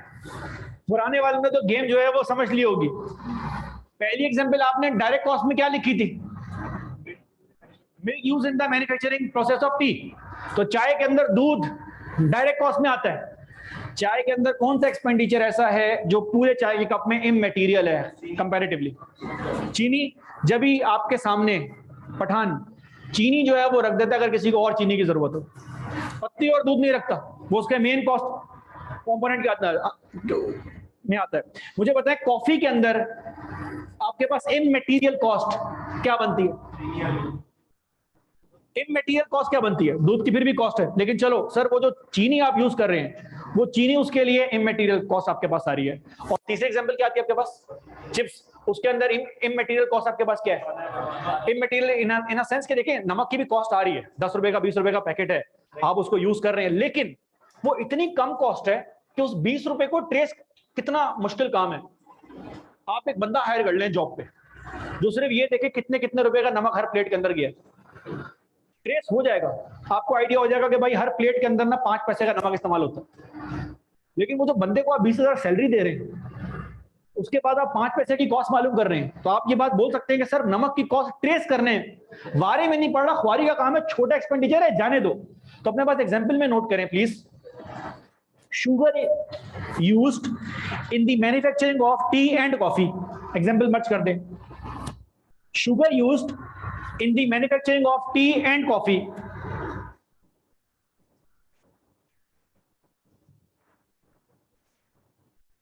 और सेकेंड एग्जाम्पल नोट करें, salt used in the dressing of fried chips, salt used in the dressing of fried chips, salt use in the dressing of fried chips. Sir ये आपके पास डायरेक्ट इनडायरेक्ट कॉस्ट की definition आ गई है। अब आखिरी चीज अपने पास माइंड में रखें, कॉस्ट के 3 कंपोनेंट थे, मटेरियल, लेबर, एक्सपेंस। ये चंद नाम हैं जो नाम आपको आने चाहिए। हमने कॉस्ट के हर कंपोनेंट को 2 हिस्सों में ब्रेक कर दिया। किन 2 हिस्सों में? Direct material, direct labour, direct expense. आसान एग्जांपल, आईक्यू के केस में डायरेक्ट लेबर कौन है? क्योंकि हमारी कॉस्ट ट्रेस करना आसान है, हमें जो पैसा दे रहे हैं, गिने चुने 2 काम है, 2 सब्जेक्ट्स हैं, 1 सब्जेक्ट है वो टीच कर रहे हैं, उसके हिसाब से कॉस्ट हो जाएगी ट्रेस। जितने भी आवर बनते हैं, जितने भी घंटे बनते हैं, आवरली रेट निकाला, टीचर को पे कर दिया। सर इनडायरेक्ट लेबर कौन है? प्रिंसिपल। क्योंकि जो प्रिंसिपल है, एडमिन है, वो एक काम कर रहे हैं? नहीं, वो हर सब्जेक्ट के लिए काम कर रहे हैं। लाइक ओवैस कासमानी सीए का भी काम कर रहा है, एससी का भी काम कर रहा है। अब अगर मैं ओवैस की सैलरी को ट्रेस करना चाहूं कि लाख रुपए दे रहे हैं उसको, हम कितना काम सीए में किया, कितना काम एससीसीए में किया, कितना काम उसने इंटर में किया, तो हमें ओवैस कासमानी के पीछे एक बंदा जो है वो छोड़ना पड़ेगा। बंदा तो आप छोड़ देंगे, लेकिन उस बंदे के जो पैसे आप दे रहे हैं उसके पीछे भी आपको एक बंदा और जो है वो छोड़ना पड़ेगा। तो क्योंकि ये कॉमन कॉस्ट है, ये आपको शेयर करनी पड़ रही है, तो सर ये सारी की सारी आपके पास इनडायरेक्ट कॉस्ट के अंदर आना स्टार्ट हो जाएगी। आगे सुने, डायरेक्ट एक्सपेंस और इनडायरेक्ट एक्सपेंस। टूथपेस्ट की जो ट्यूब होती है वो कॉस्ट का कौन सा कंपोनेंट है? रॉ मटेरियल, लेबर के एक्सपेंस? ना वो मटेरियल है ना वो लेबर है, तो जो चीज ना मटेरियल हो ना लेबर हो वो क्या बन जाएगा? टूथपेस्ट में ओरिजिनल ऑब्जेक्टिव हमारा क्या होता है? पेस्ट यूज करना। लेकिन मुझे बताएं, क्या वो टूथपेस्ट का पैकेट उस ट्यूब और उस बॉक्स के बगैर सेल हो सकता है? कभी ऐसा तो नहीं होगा कि आप दुकान पे सुबह सुबह ब्रश लेके पहुंचे और दुकानदार को बोले भाई 20 रुपए का जो है वो लगा दो, आज पहली क्लास से जरा मुंह साफ करके जाना है। ऐसा ही नहीं है सर, ट्यूब के बगैर प्रोडक्ट नहीं बिक सकता। पेप्सी की बोतल केन के बगैर सेल हो सकती है? नहीं। तो जो पैकेजिंग के अंदर प्रोडक्ट डाल के सेल करना इम्पॉसिबल है, उसको हमारी जबान में क्या बोला जाता है? Primary packaging. और प्राइमरी पैकेजिंग कहां पे क्लासिफाई होती है? डायरेक्ट एक्सपेंस के अंदर। लेकिन एक पैकेजिंग और होती है, ये जो टूथपेस्ट का डब्बा दुकान पे आपको मिलता है ना, ये कार्टन की फॉर्म में आ रहा होता है। कार्टन की फॉर्म के बगैर प्रोडक्ट सेल हो सकता है, वो सिर्फ प्रोडक्ट होल्ड करने के लिए। इस तरह की पैकेजिंग को हमारी जबान में कहा जाता है सेकेंडरी पैकेजिंग। और ये कहां होती है क्लासिफाई? मैंने इसकी बड़ी आसान एग्जांपल आपको दी थी। आप ठेले पे फ्रूट लेने गए हैं और उसने 1 किलो सेब पे तोल ताल के थैले के अंदर जो है वो डाल दिया। ये थैला क्या है? Primary packaging, secondary packaging? That की बात है, सेब आप हाथ में लेके तो नहीं आओगे। लेकिन बहुत सारे उस्ताद वहां क्या बोलते हैं? उस्ताद शॉपर डबल कर दो। तो वो जो शॉपर डबल हो रहा होता है वो क्या है? क्योंकि उसके बगैर भी आप प्रोडक्ट लेके जा सकते हैं। तो याद रखिए, वो जो प्राइमरी पैकेजिंग है वो किसमें आएगा? Direct expense. सेकेंडरी पैकेजिंग जो है वो किसमें आएगा? Indirect expense. तो अपने भाई याद रखें, आपने हर कॉस्ट के कंपोनेंट को 2 हिस्सों में ब्रेक कर दिया। अब आगे हर डायरेक्ट कॉस्ट को आपने एक साथ एड अप कर लिया। डायरेक्ट मटेरियल, डायरेक्ट लेबर और डायरेक्ट एक्सपेंस। इसको हमारी जबान में प्राइम कॉस्ट या डायरेक्ट कॉस्ट बोला जाता है।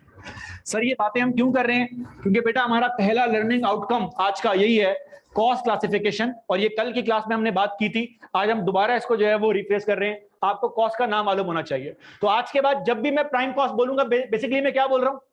डायरेक्ट मटेरियल, डायरेक्ट लेबर और सर सारी इनडायरेक्ट कॉस्ट एक साइड पे हमने जमा कर दिया।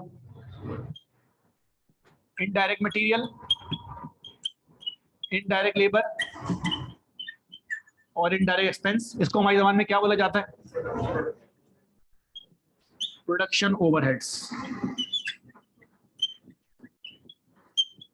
तो आज के बाद जब भी प्रोडक्शन ओवरहेड्स का नाम आएगा आप समझ जाइएगा कि हम इनडायरेक्ट कॉस्ट की बात कर रहे हैं। जो बच्चे आज आए हैं काइंडली वो अपने पास रजिस्टर में जाके हेडिंग लगाएं, learning outcome number 1 cost classification, और ये सारी कहानी छाप लें। छाप लें तो मुझे बताएं 5 मिनट बाद हम अगला लर्निंग आउटकम स्टार्ट करें कॉस्ट बिहेवियर का, ताकि उसको हम आगे बढ़ाएं। किसी किस्म का सवाल इसके अंदर प्लीज? जी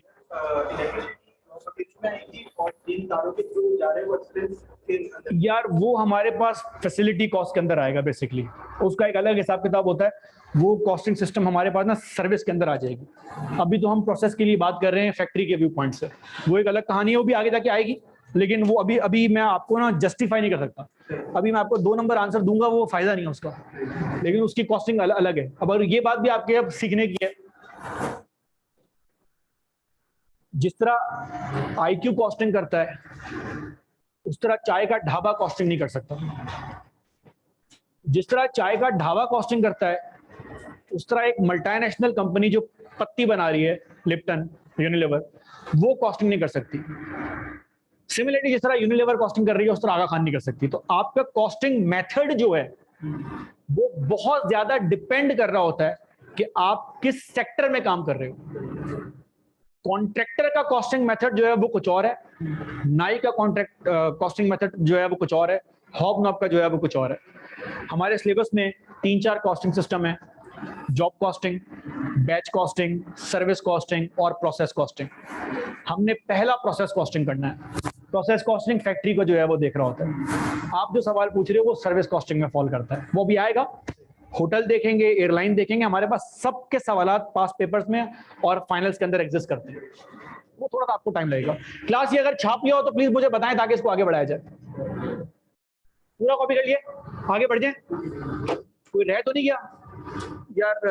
हमजा बोर्ड बता दे बड़े जल्दी से, शाबाश। हैं वहां बड़ा है।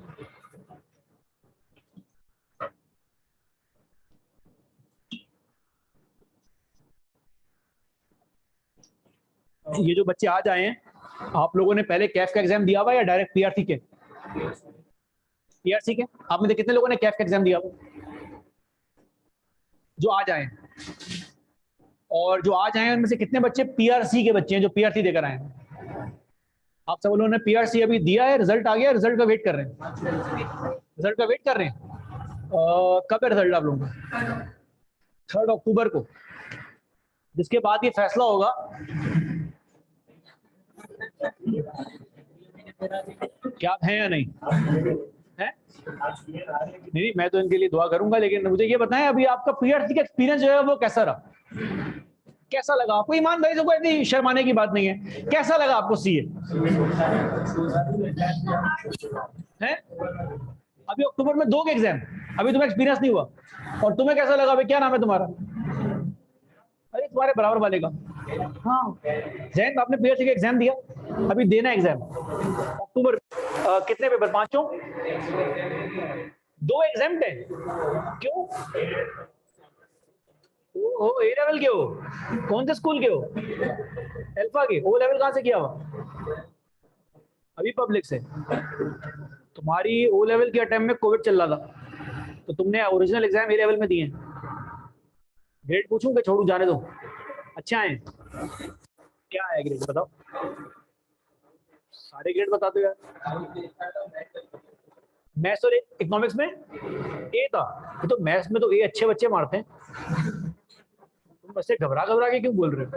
ए लेवल्स में वो भी, दोनों में ए से 2 में, दोनों में मिला के। वेरी गुड यार। और आपने मेरे भाई अभी एग्जाम दिया है कि देना है? पीआरटी का दिया हुआ एग्जाम, और आपने क्या किया हुआ है? कहाँ से? और वो इसके साथ क्यों? हबीब पब्लिक स्कूल, स्कूल बहरिया था और कॉलेज अल्फा था। तो क्या ग्रेड पूछूं नहीं पूछूं? बता दो यार। सर आपको कौन सा शीट दिखानी है? बता दें जो पढ़े है। सच सच असली वाला बता दो। ये तो रिश्ते के लिए बताते हैं ना। मैथ्स दिया था, वेरी गुड यार, मैं बहुत इज्जत करता हूँ मैथ्स वालों की। और आप मेरे भाई 3 रह गए हैं पेपर पीआरसी के, कौन कौन से? 1, 2 और 4। एग्जाम नहीं है कोई? हमारी तरह गरीब। क्या किया हुआ आपने पहले? गरीब कहाँ से? एग्जाम नहीं है मतलब ग्रेड अच्छा नहीं आया होगा। क्या, कौन से कॉलेज से ए लेवल किया? अल्फा की। ओ यार, ये अल्फा के बच्चे बहुत आते हैं, पिछली 2 टाइम से आ रहे हैं, बड़ा मजा आता है। सबसे पहले पता है बैग कौन पैक करता है? अल्फा का बच्चा। इधर क्लास का टाइम एंड हो रहा होता है ना, 10 मिनट पहले वो बैग पैक कर लेता है। मैं कह रहा हूं तुम सब ना गवर्नमेंट डिपार्टमेंट के अंदर जॉब करो। स्कूल कहाँ है तुम्हारा? हैप्पी होम क्यों नहीं यार, स्कूल जाते थे? सब्जेक्ट कौन कौन से थे ए लेवल्स में? अकाउंट, इको, मैथ्स नहीं दिया? क्यों? मुश्किल तो है वो, तो यहाँ भी देना पड़ेगा मैथ्स तुम्हें, क्यूटी। और कौन है भाई? क्या बात कर रहे हो? टाइट पैसे कमाए हैं अल्फा ने, हैं? कितनी फीस है अल्फा की? 40,000 पर मंथ। पर मंथ तो ये सेटू की मिला के कितनी फीस बन गई? 10 लाख रुपए। अबे 10 बच्चे कैफ कर ले, पैसे बच भी जाए ऊपर से। स्कॉलरशिप थी कितनी? 80% स्कॉलरशिप थी। अबे जितनी तो वो स्कॉलरशिप के बाद फीस ले रहे हैं उतनी तो हमारी पूरी फीस है। ये लेवल महंगा है वैसे यार, ये बहुत महंगाई हो गई है। पेपर फीस भी अच्छी खासी है मैंने सुना। 25,000, 20-25,000 तो आई थिंक ओ लेवल्स की है। अब्बू नदी होगी ना। हाँ भाई, आप बराबर वाले भाई पीआरसी, आप पहले थे क्लास में, आप पीआरसी और क्लियर हो गया है। इन लोगों के बैच के नहीं हो और एग्जामिनेशन थी कोई पीआरसी में? नॉर्मल? क्या क्या गरीब बच्चे? क्या क्या किया? अरे इंटर वाले गरीब बच्चे नहीं है, इंटर वाले बहुत कामयाब है यहाँ पे। तुम्हें पता है सबसे टाइट रिजल्ट जो है वो किसका आ रहा होता है? गैस करो। Inter pre medical. उसके बाद किसका आता है? प्री। उसके बाद किसका आता है? फिर वो ए लेवल इंटर को में बराबर है।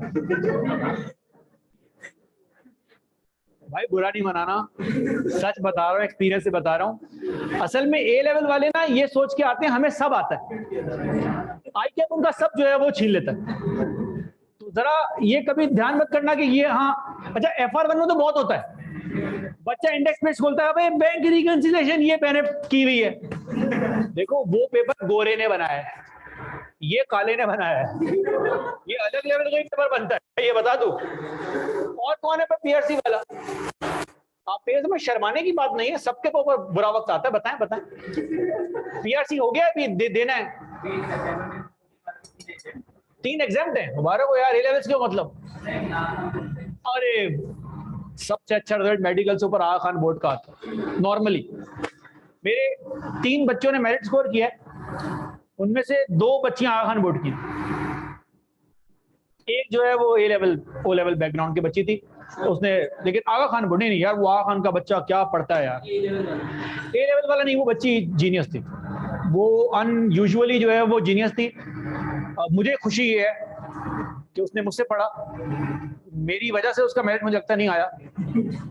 बच्ची अच्छी थी क्योंकि उसने समझे कि खुशी मुझे ये थी उसका पहला मेरिट ना मेरे सब्जेक्ट में आया, कॉस्टिंग में, बड़ी खुशी हुई। अच्छा उस टाइम का पेपर बहुत मुश्किल है, मैं आपको दिखाऊंगा, सितंबर 17 का पेपर है। आपकी सोच है वो, हर सवाल मुश्किल है उसके अंदर। बच्ची ने उसमें मेरिट मारा, अगली टाइम उस बच्ची ने लॉ में मारा, फिर वो बच्ची फर्म गई, उसने FAFR में गोल्ड मेडल मारा, फिर उसने पता नहीं BFD या कंपनी लॉ में मेडल मारा, तो CA करते करते उसने 5 मेडल मार दिए। और जब हम उससे पूछते थे कि बेटा अगला मेरिट किस पेपर में है, तो उसका जवाब पता क्या होता था? सर मेरी नियत नहीं है मेरिट। तो सोचो उसने नियत के बगैर 5 मेरिट मार दिए, जिसमें कैश भी शामिल। अच्छा मजे की बात है, पीआरटी में नहीं मारा। पीआरटी में बच्ची का कोई मेरिट नहीं जिसमें हर किसी का आ जाता है, उसने कैफ और सीफेफ में मारना स्टार्ट किया। और मुश्किल पेपर यार, मतलब कॉस्टिंग मुश्किल पेपर है। लॉ, आपका लॉ भी ब्रेक हो गया है, ब्रेक होने के बाद भी मुश्किल है। उसने तब मारा जब लॉ 1 होता था, मनहूस पेपर। ओहो, मैंने ऐसे बच्चे लॉ में देखे हैं। एक बच्ची से मैंने क्लास में पूछा कि लॉ में तुम्हारा क्या स्कोर आया, वो मेरी ओ लेवल्स की बच्ची थी, CA के अंदर भी मुलाकात हो गई। तो मैं ऐसी बच्चों से पूछ रहा था, तुम लोगों से पूछ रहा हूँ, तो उससे भी जाती बात है, मुलाकात थी, वो लेवल सीज किया हुआ था। मैंने उससे पूछा, हाँ भाई तुम्हारा लॉ में क्या हुआ, पेपर कैसा हुआ था? कह रही सर इतना टाइट पेपर हुआ था कि मेरिट की उम्मीद थी। मैंने कहा रिजल्ट क्या आया? कह रही 33 पे फेल। मतलब एक बंदे को मेरिट की उम्मीद हो, पास हो जाए, समझ में आता है ये कैसा हिसाब किताब है कि मेरिट की उम्मीद मार के आई, लॉ में फेल। तो लॉ का पेपर ऐसा हुआ करता था। उस बच्ची ने लॉ में मेरिट मारा। अब वो बच्ची स्कॉटलैंड में बैठी हुई, उसकी यूं यूं करके जॉब होना स्टार्ट हुई, और सेहत तो उसकी खत्म शुद्ध। मतलब ये हाल था कि कुछ अरसे बाद हमारे बच्चे पास आउट होकर फर्म गए एएफएफ में, तो हमारे बच्चे जो गए वो ये जिन साइज के थे, और वो बच्ची बेचारी, उसकी हालत ऐसी, उसको ऐसा लगता था उसको ड्रिप लगने वाली है। जब से मैंने उसको जो है वो टीच करना स्टार्ट किया, उसकी सेहत में कोई चेंज नहीं आया। और वो उनकी मैनेजर। तो मुझे किसी बच्चे ने आके ना, फर्म में गए बच्चे, सर आप लोगों से मेरी अभी बातचीत हो जाएगी, जाके पता आपके F3 6 है, एक टाइम पीरियड बच्चे के साथ होता है, जरा एक अच्छी जो है वो दोस्ती हो जाती है। जब तक आप फर्म जाएंगे तब तक आपकी मेरी बातचीत बड़ी अच्छी होगी, उम्मीद तो यही। तो आपको मैंने किसी बच्चे की कहानी सुनाई हो और आप आए, तो वो बच्चों ने आगे बोला सर वो आपकी जो स्टूडेंट है वो हमारी मैनेजर है। मैंने कहा वो कह रहा हाँ। मैंने कहा तो फिर तो तुम लोगों से काम किस तरह करवाती होगी? वो बहुत सर बहुत सख्त है। बोले उसकी सेहत पे मत जाएं, वो ऐसे लोगों को जो है जब गालियां देने पर आती है तो रुला देती है। उसका एक वर्क एथिक बच्ची का बड़ा स्ट्रांग था। मुझे तो तब फर्स्ट टाइम पता चला जब मैं उसको पढ़ा रहा था, तो मैंने उसका रजिस्टर एक दफा मंगवाया चेक करने के लिए। क्लास में रजिस्टर चेक हो रहे होते हैं। उसने मुझसे 2 पेपर जो है वो थे पढ़े। एक पेपर हुआ करता था BMBS, अब वो MFA के अंदर मर्ज हो गया, वो थ्योरी का पेपर था। तो उसमें ना आंसर चेक करने बहुत जरूरी है। कॉस्टिंग में तो हम आपके पास आंसर शीट होती है, हम दे दें। तो जब उसका मैं रजिस्टर चेक कर रहा था ना, तो वो एक ऐसी मैंने रजिस्टर घुमाया, तो रजिस्टर के पीछे टाइम टेबल बना हुआ, 5 पेपर्स का टाइम टेबल बना हुआ कि कौन सा पेपर किस टाइम पे जो है बैठ के पढ़ना। तो मैंने बोला ये तुम फॉलो करती हो? कह रही सर रिलीजियसली करती हूँ फॉलो। ये वो टाइम टेबल है जो हम लोग एग्जाम के आखिरी दिनों में बनाते हैं। सुबह 6 बजे उठूंगा, नमाज पढ़ के 7 बजे नाश्ता करके 8 बजे पढ़ने बैठ जाऊंगा। उसके बाद 1 बजे उठूंगा, फिर नमाज पढ़ूंगा, फिर 3 बजे दोबारा पढ़ने बैठूंगा, और फिर मन दूंगा 9 बजे तक। हमारा एक टाइम टेबल बनाया होगा आपने, कभी ना कभी बनाया होगा। 12 बजे उठ रहा हूँ, पहला हाफ तो गया, अब नाश्ता करूंगा तो दूसरे हाफ तक 3-4 बज जाएंगे, और फिर एक हफ्ते बाद हम बोलते हैं हमें फायदा क्या प्लान बनाने का, फॉलो तो हो नहीं रहा, छोड़ देते हैं। और ये काम हम एंड में करते हैं, फिर भी नहीं करते फॉलो। उसने शुरू में किया तब भी किया फॉलो, तो बच्ची एक अलग लेवल के डिसिप्लिन में। तो वो एक बच्ची जेन्युइनली अच्छी थी, उसका वो लेवल से कोई लिंक नहीं है, वो बगैर नियत के मेरिट मार रही है। उसकी एक मेरिट, एक डिस्टिंक्शन तो ए लेवल्स में थी, तब भी नियत नहीं थी। तो मैंने ये देखा, ये बगैर नियतों वाले लोग जो है ना वो बड़े कामयाब हैं। यहाँ बेचारे नियत वाले मारे जाते हैं। और कौन है? पीआरसी का। पीआरसी क्यों भाई? ये भाई आप क्लियर हो गए हैं? Very good. मजा आया पीआरसी देकर? कैसा लगा सीए? अच्छा नहीं लगा? अब तो फिर तो आगे बहुत मुश्किल होगी। अच्छा लगा? दर्द है अभी? पीआरसी मुश्किल है यार। हाँ भाई बच्चियों, पीआरसी दे दिया है कि अभी एग्जाम देना है?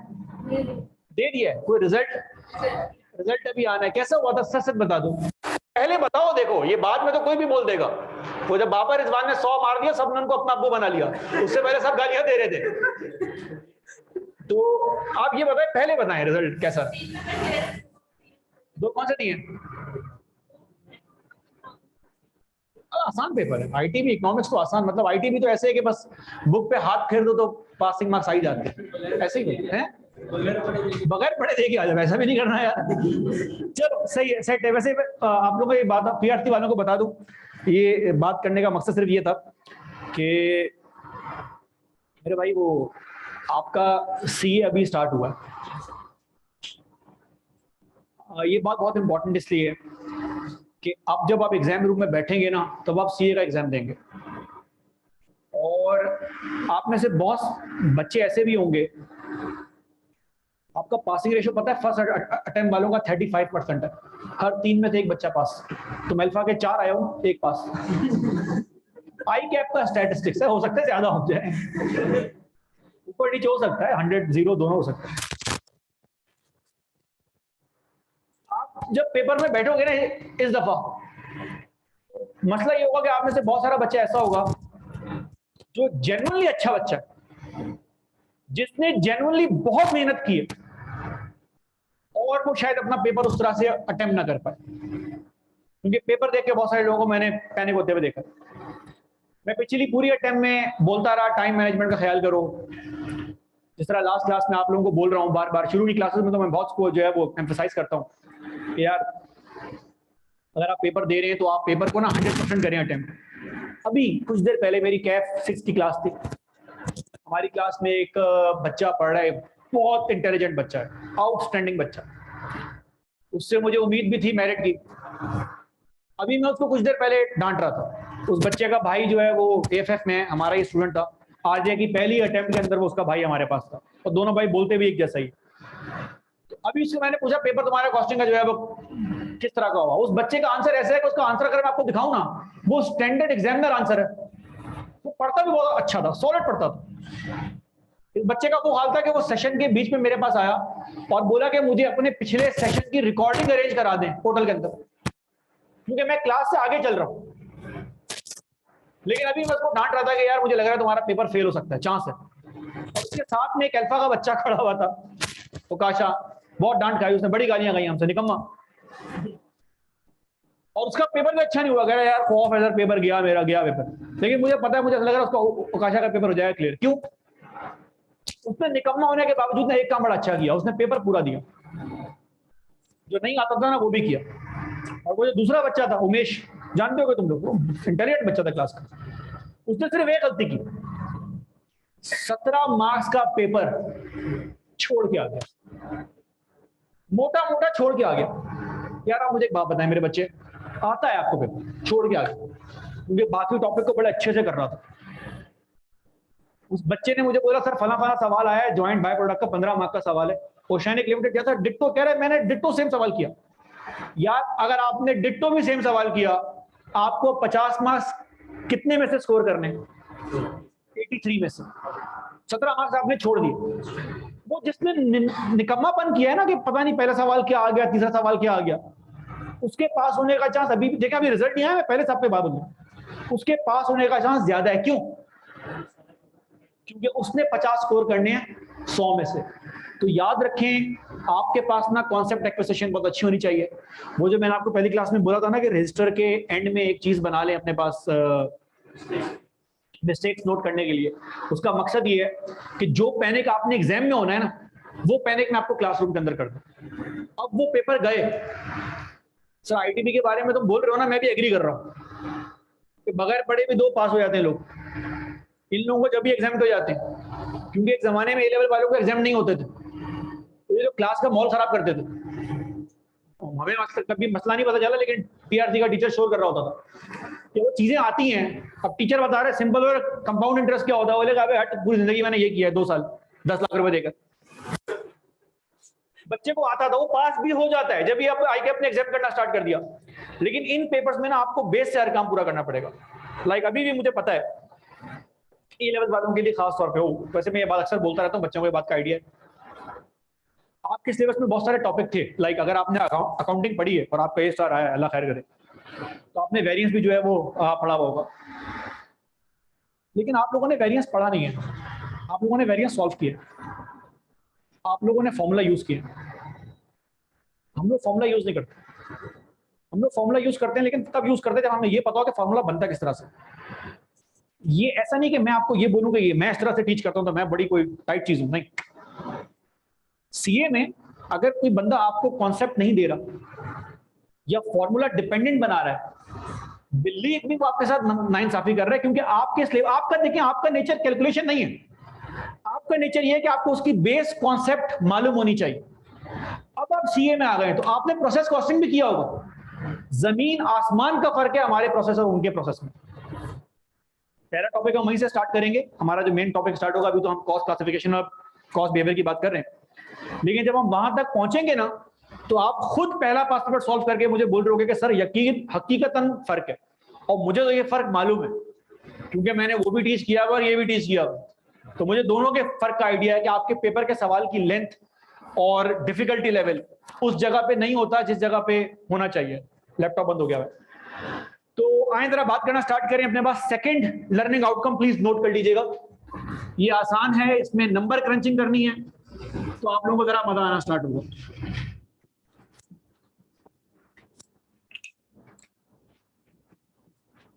कल हमने कॉस्ट बिहेवियर की बात की थी, सॉरी कल हमने कॉस्ट क्लासिफिकेशन की बात की थी। आज हमने आइडेंटिफिकेशन ऑफ कॉस्ट बिहेवियर की बात करनी है।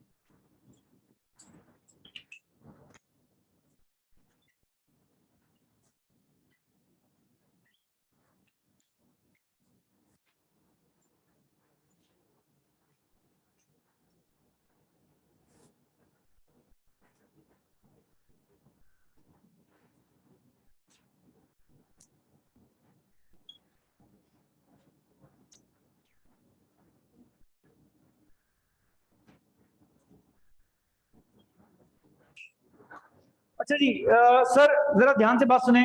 अगला टॉपिक हमारे पास है identification of cost behaviour. Cost का बिहेवियर जो है वो किस किस्म का है। सिमिलरली जब हम रियल लाइफ में किसी इंडिविजुअल के बिहेवियर की बात कर रहे होते हैं, लाइक अगर मैं बोलूं कि यार ये बच्चा बड़ा एरोगेंट है, तो behaviour you will always find out the behaviour with respect to a reference point. Like अगर मैं बोलूं कि ये बंदा रूड है, तो किसके साथ है रूड? बाकी इंसानों के साथ। अगर मैं बोलूं यार इसका इखलाक बड़ा अच्छा है, तो इसका इखलाक किसके साथ अच्छा है? दीवारों के साथ तो बात नहीं कर रहा, इंसानों के साथ। तो अगर मैं आपसे बोलूं कि कॉस्ट बिहेवियर क्या है, अब वो चाहे वेरिएबल हो, फिक्स हो, जो भी हो, कॉस्ट बिहेवियर किसके अगेंस्ट चेक किया जाता है? तो याद रखें, cost behaviour is always determined with respect to the activity of the company. Like अगर आपके एक्स एक्सिस के ऊपर आप कॉस्ट कैलकुलेट कर रहे हैं, तो वाई एक्सिस के ऊपर आपके पास एक्टिविटी आ रही होती है। अब वो एक्टिविटी नंबर ऑफ यूनिट्स भी हो सकती है, नंबर ऑफ आवर्स भी हो सकती है with respect to the activity. अब वेरिएबल कॉस्ट से मुराद हर वो कॉस्ट वेरिएबल में ट्रांसफर की जाएगी जो एक्टिविटी के साथ डायरेक्ट प्रोपोर्शन के अंदर बढ़ रही है। सर हमने बुक में भी इस तरह की बातें पढ़ी हुई हैं, क्या मतलब होता है डायरेक्ट प्रोपोर्शन में बढ़ रही है? फॉर इंस्टेंस, हम लोग इस कॉस्ट को हमारी जबान में वेरिएबल कॉस्ट नहीं बोलते। हालांकि मुझे एक बात बताएं, ये कॉस्ट भी तो बढ़ रही है एक्टिविटी के साथ साथ, लेकिन इन दोनों के अंदर एक फर्क है। क्या सर? इसके बढ़ने का रेशो नॉन लीनियर है और ये सेम प्रोपोर्शन के अंदर बढ़ रही है। तो हमारी जबान में जिस चीज को हम वेरिएबल कॉस्ट बोल रहे होते हैं, हमारे सिलेबस में, हमारे यहाँ वेरिएबल कॉस्ट में एक एजम्पशन होती है जो लोग बोलते नहीं है, टेक्नोलॉजी नहीं करते। एजम्पशन ये है कि हम ये एज्यूम करते हैं कि वेरिएबल कॉस्ट जब बढ़ेगी एक्टिविटी के साथ साथ, तो सेम प्रोपोर्शन के अंदर बढ़ेगी। हमजा का पेपर क्लियर हो गया, लेकिन हमजा मेमन है, इसने दावत रखी और इसने समोसे वाले को बुलाया, बोला यार लाइव समोसे बनाने हैं, गर्मा गर्म मेहमान आएंगे, समोसे खा के इनको फारिग करो। एक समोसा 20 रुपए का वो चार्ज कर रहा है। अगर इसकी शादी में 100 मेहमान आ गए तो 20 × 100 कितना बिल बनेगा? 2000 रुपए का। अगर पूरा शहर पहुंच गया हमजा के एग्जाम क्लियर होने पर, 1 लाख समोसे बन गए, तो कितना बिल बनेगा? 1 lakh × 20। Now we all know this, real life में अगर आप 1 लाख समोसे का ऑर्डर दे रहे हो, तो आपने दुकानदार को जो है वो खरीद लिया, क्या दुकानदार अभी भी आपसे 20 रुपए चार्ज करेगा? आप उससे डिस्काउंट जो है वो कर सकते हो। इसका मतलब ये हुआ कि रियल लाइफ में वेरिएबल कॉस्ट यू मूव कर रही होती है। एक सर्टेन एक्टिविटी के बाद वेरिएबल कॉस्ट बढ़ तो रही होगी, लेकिन सेम प्रोपोर्शन के अंदर नहीं बढ़ रही होगी, उल्टा वो कम हो रही होगी। लेकिन हम लोग क्या एज्यूम करते हैं कि दुकानदार अगर डिस्काउंट भी देगा तो हम डिस्काउंट नहीं लेंगे। तो variable cost in total direct proportion के अंदर अगर चेंज हो रही है, तो उसको हमारी जबान में वेरिएबल कॉस्ट बोला जाएगा। Similarly fix cost, fix cost as you can see zero activity से स्टार्ट हो रही है। आपका महीने का रेंट, कॉलेज बंद पड़ा हुआ था, 20,000 रुपए का रेंट था, आपने सेम रेंट पे किया। अगले महीने 100 बच्चे आ गए, 20,000 रेंट पे किया। रिजल्ट के बाद 200 बच्चे आ गए, 20,000 पे किया। तो जो कॉस्ट आपकी एक्टिविटी के साथ चेंज नहीं हो रही है वो क्या बन जाएगी? Fix cost. सिमिलरली एक कॉस्ट है जिसके अंदर वेरिएबल और फिक्स दोनों का कंपोनेंट शामिल है, वेरिएबल कॉस्ट, फिक्स कॉस्ट। सबसे पहले आपके बिजली का बिल, ये आपके बिजली का बिल है। क्यों? अगर आप नोट करें तो आपके बिजली का बिल यहां से स्टार्ट हो रहा है। What is this? Line rent. तो पूरे महीने अगर आपने मीटर बंद रखा, 2,000 रुपए का लाइन रेंट आ जाएगा। इस लाइन रेंट में क्या क्या होता है? आपने मीटर लगाया हुआ उसकी कॉस्ट, रेडियो स्टेशन की कॉस्ट, और अब तो केएमसी के पैसे भी आना स्टार्ट हो गए, कचरा उठाने के सारे पैसे बिजली के बिल में रिकवर हो रहे हैं। उसके बाद आप जितनी बिजली मंड के इस्तेमाल करोगे उतना आपके पास जो है वो बिल आना स्टार्ट हो जाएगा। ऐसे क्या सर? सेमी वेरिएबल कॉस्ट की एक टाइप और भी है, जहां पे कॉस्ट फिक्स तो है लेकिन एक सर्टेन एक्टिविटी तक है फिक्स। दुबई की टैक्सी, आप गेट खोल के बैठे और दूसरे गेट से बाहर निकल गए, आप सिर्फ बैठ के चेक कर रहे थे, वो आपसे 10 दिरहम चार्ज कर लेगा, क्योंकि आपने जैसे ही गेट खोल के टैक्सी में बैठे, आपने टैक्सी बुक कर ली, मीटर ऑन हो गया। उनके यहाँ मीटर ऑन होता है, ये हमारे वाला नहीं है कितने पैसे लोगे क्या है क्या नहीं। ये बता दूं, कभी कल घूमने जाओ तो बेइज्जती मत करवाना, मैंने करवाई है। दोस्त के साथ थे, दोस्त बाहर से आया था, हम पाकिस्तान से आए थे, फर्स्ट टाइम जब गए थे, मैं टैक्सी रोकी, बैठ रहा था, मैंने कहा पूछ तो सही, बोला बैठ, यहाँ पूछते नहीं है, कैसा मुल्क है? मैंने कहा फिर क्या हुआ? कह रहा एंड में जो बिल आएगा वो देना। आदत नहीं रही ना अपने को, तो आदत ही खराब हुई भी है। हम तो यहाँ रोड पे गाड़ी में सिग्नल फॉलो नहीं करते, वो साले पागल लोग हैं, वो जेब्रा क्रॉसिंग पे भी पैदल वॉक करने वाला जो है वो वहां पे भी वेट कर रहा होता है, बटन दबा रहे होते हैं बैठ के, ग्रीन हो जाए तो हम वॉक करें। ये भी नहीं पता था मैं, ऐसी बात है पाकिस्तान आपको पता क्या है? तो पहले दिन आए थे, अगले वाले बंदे ने पहचान लिया, रोड क्रॉस किया दोस्त के साथ भाग के, तो सामने इंडियन खड़ा हंस रहा था, फर्स्ट विजिट। मैंने कहा तुम्हें कैसे पता? कह रहा था 100 दिरहम का फाइन है इसके ऊपर, जे क्रॉसिंग किया तुम लोगों ने। अच्छा कहाँ से क्रॉस करना है भाई? तुमने कहा वो पट्टी देख रहे हो वहां से क्रॉस करना है। फिर वो बचत हो गई, लेकिन फिर एहसास हुआ कि अच्छा भाई यहाँ तो निजाम है, तो क्या करे। तो वो एक बड़ा मेरा एक अलग कहानी है। तो अब गाड़ी के अंदर बैठ गए, 10 दिरहम। अच्छा गाड़ी के अंदर बैठे, अगले 10 किलोमीटर तक 10 दिरहम ही है, वैसे मुझे याद नहीं है, महंगा हो गया होगा, अगले 10 किलोमीटर तक 10 दिरहम है। लेकिन आपने कहा यार गाड़ी आगे ले लो अबू धाबी तक। अब जितने किलोमीटर आगे बढ़ता जाएगा वेरिएबल बनती है। क्या ये बात क्लियर है? ये दोनों हैं सेम ही, सिर्फ इनके ग्राफ बनाने का शायद इसलिए चेंज हो रहा है कि यहां पर फिक्स 0 पर है, उसके बाद बिल बनना स्टार्ट होगा। लेकिन यहां पर क्या है? यहां पर एक हद तक है फिक्स। लाइक अगर आप एयरपोर्ट से गाड़ी के अंदर बैठोगे ना, 35 दिरहम चार्ज करेगा। तो एयरपोर्ट से लेके 10 किलोमीटर की रेंज में वो 35 दिरहम ही चार्ज करेगा। उससे ऊपर जब आप जाना स्टार्ट होगे, आपकी कॉस्ट बढ़ना स्टार्ट हो जाएगी। और सर अगली आपके पास कॉस्ट है, माजरत ये बहुत गिरता पड़ता ग्राफ बन गया sir, this is step fix cost. Step fix cost effectively fix cost ही है, बस स्टेप के अंदर जम मार रही है। लाइक अगर ये वाली कॉस्ट स्टेप के अंदर जम मार दे तो ये स्टेप फिक्स कॉस्ट बन जाएगी। For instance in the long run there is no fix cost, in the long run every fix cost will become step fix cost. लेकिन हमारे सिलेबस में हम लॉन्ग टर्म के बजाय शॉर्ट टर्म डिसीजन मेकिंग की बात करते हैं, तो क्योंकि हम शॉर्ट टर्म की बात करते हैं तो हमारे पास फिक्स कॉस्ट भी होती है। सर ये स्टेप फिक्स कॉस्ट क्या है? मेरे वेयर हाउस का रेंट, वेयर हाउस का रेंट है 5 लाख, गाड़ियां खड़ी होती हैं वेयर हाउस में, खाली पड़ा हुआ है सर, लेकिन रेंट तो पे करना पड़ेगा। अगले महीने 2 गाड़ियां हो गई खड़ी, सर 10 गाड़ियों की जगह है, आराम से बहुत अभी टाइम है, 10 गाड़ियां हो गई खड़ी, सर 5 लाख रुपए। 11वीं गाड़ी आ गई, क्या करूं? सर बराबर में एक नया वेयर हाउस लें। जैसे नया वेयर हाउस लेंगे 11वीं गाड़ी आएगी, मेरा रेंट हो जाएगा 1 मिलियन। 12 गाड़ियां 13, 14, 15, 18, 19, 20, 21वीं गाड़ी आएगी तो एकदम से वो स्टेप जंप मार के बढ़ेगा। मतलब वो बढ़ तो रहा है लेकिन प्रोपोर्शन में नहीं बढ़ रहा, सेम जंप के अंदर बढ़ रहा है। क्या ये बात यहां तक क्लियर हो रही है? अच्छा साथ में एक और बात याद रखें, ये जो मैंने आपके सामने ग्राफ बनाए हैं, अगर मैंने ग्राफ का रियल नाम लिखना स्टार्ट करूं तो इस ग्राफ को वेरिएबल कॉस्ट का ग्राफ नहीं बोलेंगे, इसका असल नाम होगा टोटल वेरिएबल कॉस्ट। और ये जो ग्राफ है इसका असल नाम होगा टोटल फिक्स कॉस्ट। तो पहली गलती जो लोग करते हैं वो जरा ध्यान रखिएगा, जब फर्स्ट टाइम ये ग्राफ बनते हैं तो बच्चा ये प्रिज्यूम कर लेता है कि ये वेरिएबल कॉस्ट का ग्राफ है। याद रखें, ग्राफ अपने नाम के साथ किसी को एसोसिएट करके अटैच करके साथ लेके नहीं आता।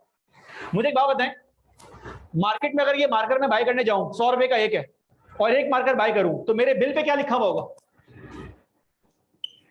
क्वांटिटी 1, रेट 100 और ऐसा। अच्छा, अगर मैं 10 मार्कर बाय करने जाऊं तो कितना लिखा होगा? अगर मैं 10,000 मार्कर बाय करने जाऊं तो ऐसा। नाउ वी ऑल नो कि यहां एक प्रिजम्पशन है, क्या? रेट सेम है। हालांकि जब मैं 10,000 मार्कर बाय करने जाऊंगा, बेवकूफ तो नहीं हूं ना मैं, तो मैं 100 रुपए का बाय नहीं करूंगा, लेकिन हम क्या कर रहे हैं एज्यूम कि हम 100 रुपए का ही बाय कर रहे हैं। सही है सर। अगर मैं इस कॉस्ट का ग्राफ बनाऊं, वेरिएबल कॉस्ट का,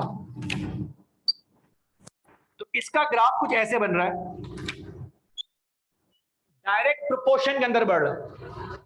जैसे जैसे एक्टिविटी बढ़ रही है वैसे वैसे कॉस्ट बढ़ रही है, जैसे जैसे एक्टिविटी कम हो रही है वैसे वैसे कॉस्ट कम हो रही है। एग्रीड?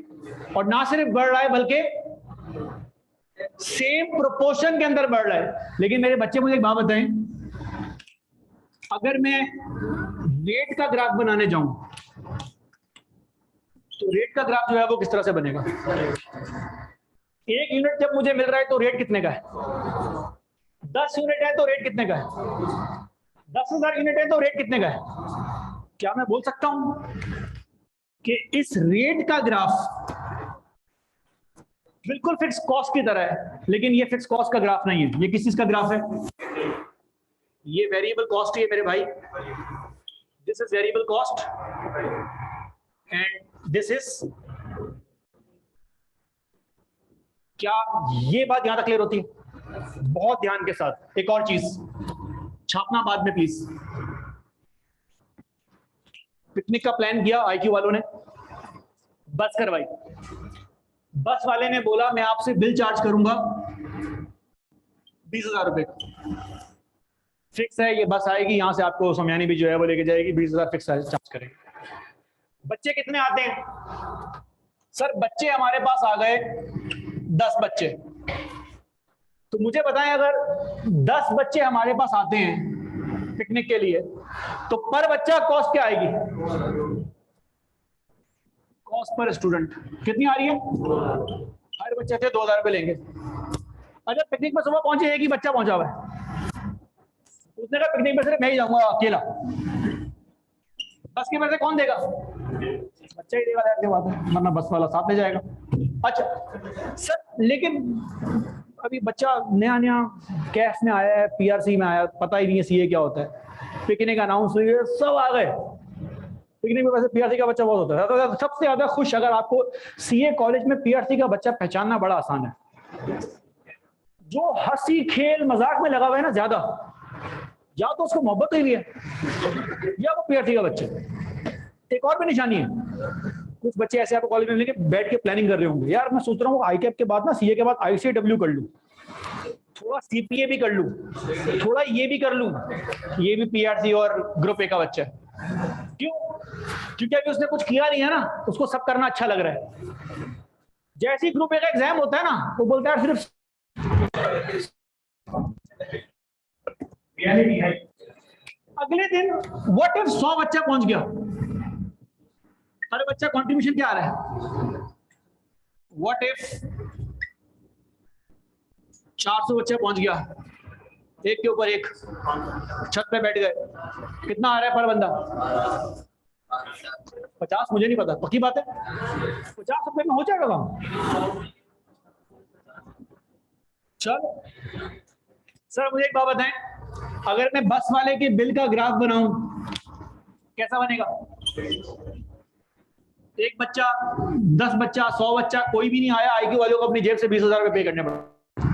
लेकिन अगर मैं पर बच्चे की कंट्रीब्यूशन का ग्राफ बनाऊं तो मुझे बताएं क्या होगा?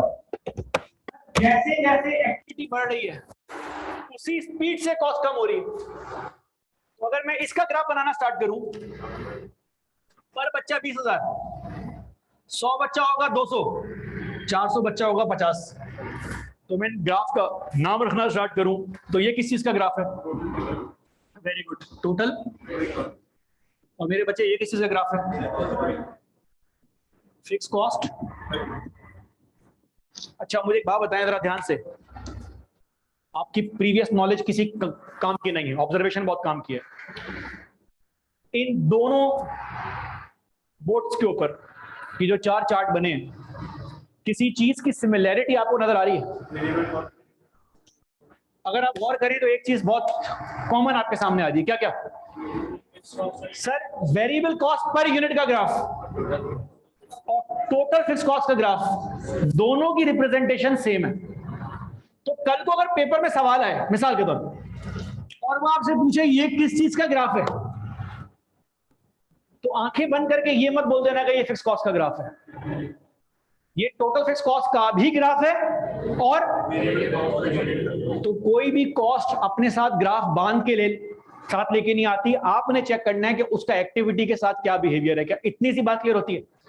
ये बेसिक बात है, जल्दी से छापें ताकि मैं कैलकुलेशन का पहला सवाल करवाना स्टार्ट करूं, क्योंकि आपका काम बेसिकली ये नहीं है। आपका काम ये है कि आपको कॉस्ट के ग्राफ फॉर्म के अंदर पे करने के बजाय आपको चार्ट फॉर्म जो है वो दी जाएगी। आपने डेटा को क्रंच करके ये बताना है कि कॉस्ट वेरिएबल है कि फिक्स है। अभी तो मैंने आपको बता दिया ना कि ये 4 नाम है, आपको फिर कॉस्ट देख के ये बताना है कि कॉस्ट का क्या बिहेवियर है। जल्दी से कॉपी करें फिर इसको आगे बढ़ें। अरीबा, अहमद, फैज, समीर खालिद, नाइमा, फिजा, उस्मान, वहीद। बेटा किसी किस्म का सवाल? ऑनलाइन वाले बच्चों कोई सवाल?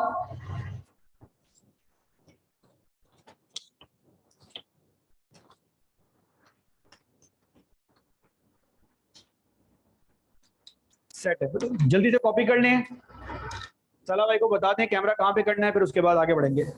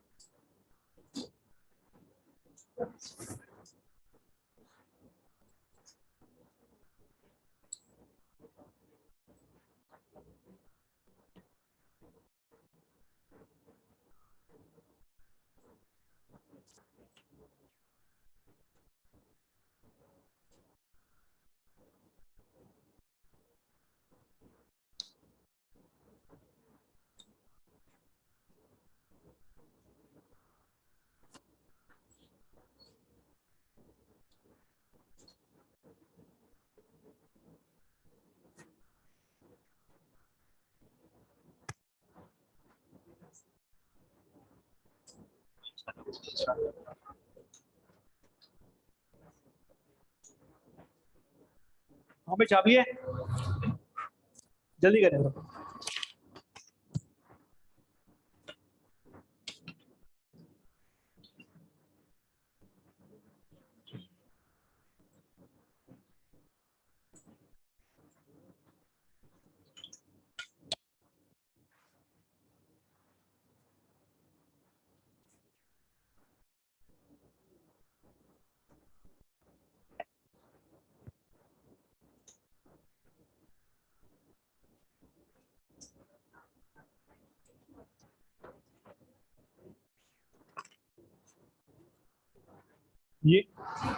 ये वेरिएबल कॉस्ट पर यूनिट का ग्राफ है। ये ग्राफ बनाने के लिए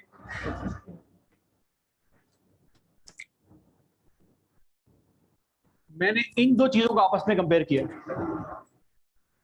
फॉर इंस्टेंस, जब 100 यूनिट बन रहे हैं तो 100 यूनिट बनते वक्त मेरे पास रेट क्या आ रहा है? 100 रुपए का। ऐसा ही, सॉरी मैंने उल्टा बोल दिया। जब मेरे पास 1 यूनिट बन रहा है, कॉस्ट क्या आ रही है? 100 रुपए। 10 यूनिट बन रहे हैं तो पर यूनिट का कॉस्ट क्या आ रही है? 100 रुपए। और जब 10,000 यूनिट बन रहे हैं तो पर यूनिट कॉस्ट क्या आ रही है? तो क्योंकि हर एक्टिविटी के ऊपर पर यूनिट कॉस्ट सेम है, तो वो स्ट्रेट लाइन में प्लॉट हो रहा है। सेम कहानी जिस तरह मैंने यहां की है, यही मैं इन दो चीजों के साथ करूंगा। 1 यूनिट बन रहा है तो कॉस्ट क्या आ रही है? 100 रुपए। 10 यूनिट बन रहे हैं तो कॉस्ट क्या आ रही है? 1,000 रुपए। और 10,000 यूनिट बन रहे हैं तो कॉस्ट क्या आ रही है? 1 लाख। तो बेसिकली यहां पर मैं चेक कर रहा हूं रेट पर यूनिट का। तो इसका मतलब ये हुआ, मैं चाहे 1 लाख यूनिट बाय करूं, मेरी सिंगल यूनिट की कॉस्ट सेम है। तो वेरिएबल कॉस्ट पर यूनिट एक रेट आपको बता रहा है। ये बिल्कुल ऐसे ही है कि आप मार्केट में घर की ग्रोसरी की शॉपिंग करने गए, आपने दुकानदार से अंडे का रेट पूछा, उसने कहा 10 रुपए का 1 अंडा। तो अगर अब आप 2 दर्जन अंडे बाय करें तो 24 × 10 240 रुपए का बिल बनेगा। लेकिन 1 अंडे का रेट क्या है? 10 रुपए। तो अगर आप उसको बोलेंगे भैया 25वां अंडा भी ऐड कर दो, तो वो डिस्काउंट नहीं दे रहा। टोटल बिल तो चेंज हो रहा है, लेकिन आप उसको 10 रुपए और निकाल के देंगी ना। तो आपका पर यूनिट रेट वो सेम रहेगा।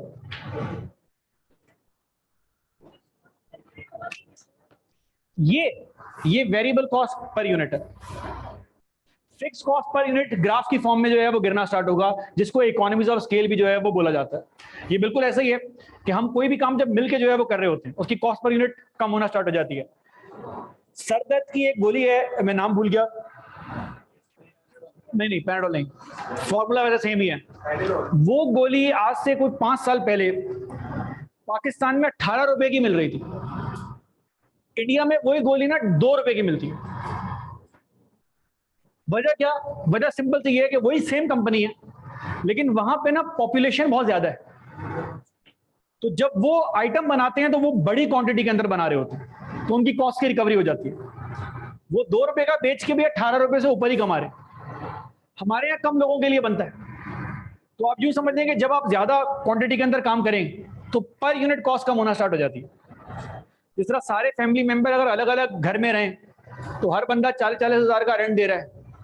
3 भाइयों ने अलग अलग 1,20,000 का रेंट दे दिया, लेकिन तीनों अगर एक घर में मर्ज करके रहें तो एक बड़ा घर ले लेंगे, 70-80 हजार के अंदर मिल जाएगा, और पर बंदा कॉन्ट्रीब्यूशन 20-30 हजार के आ जाएगा। तो आपकी पर यूनिट कॉस्ट कम होना स्टार्ट होती है।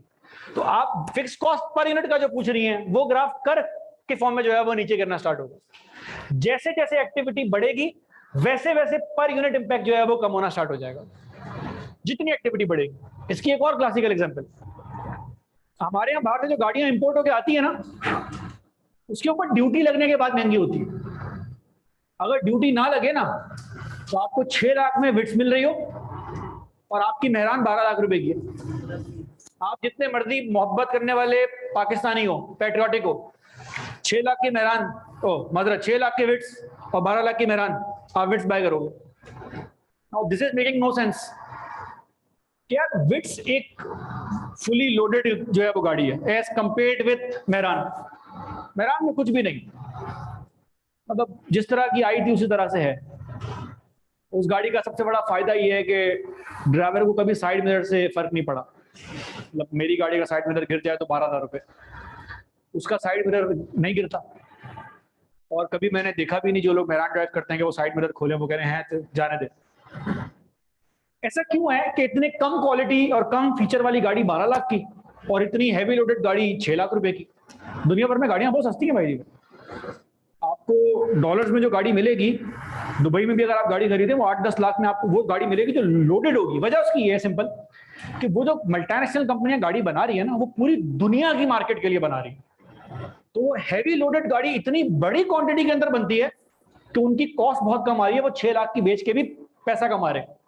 हमारी मेहरान पूरी दुनिया के लिए नहीं बनती, एक लिमिटेड मार्केट के लिए बनती है, वो भी एडवांस पैसे चार्ज करने के बाद।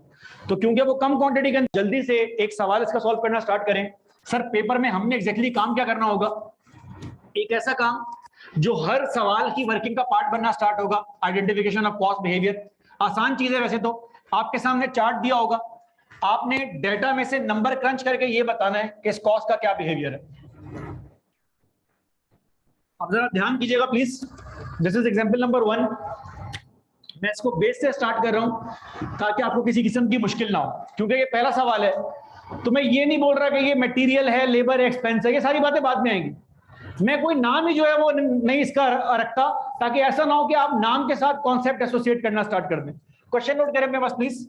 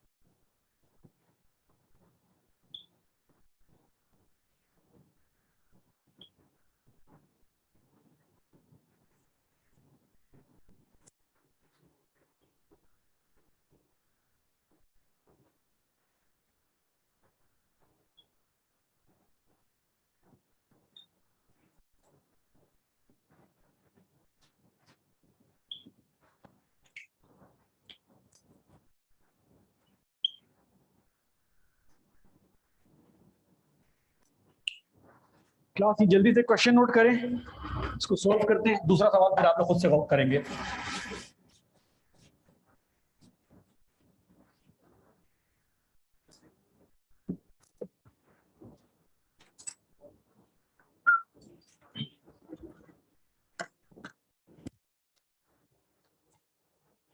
हाँ भाई, छाप लिया।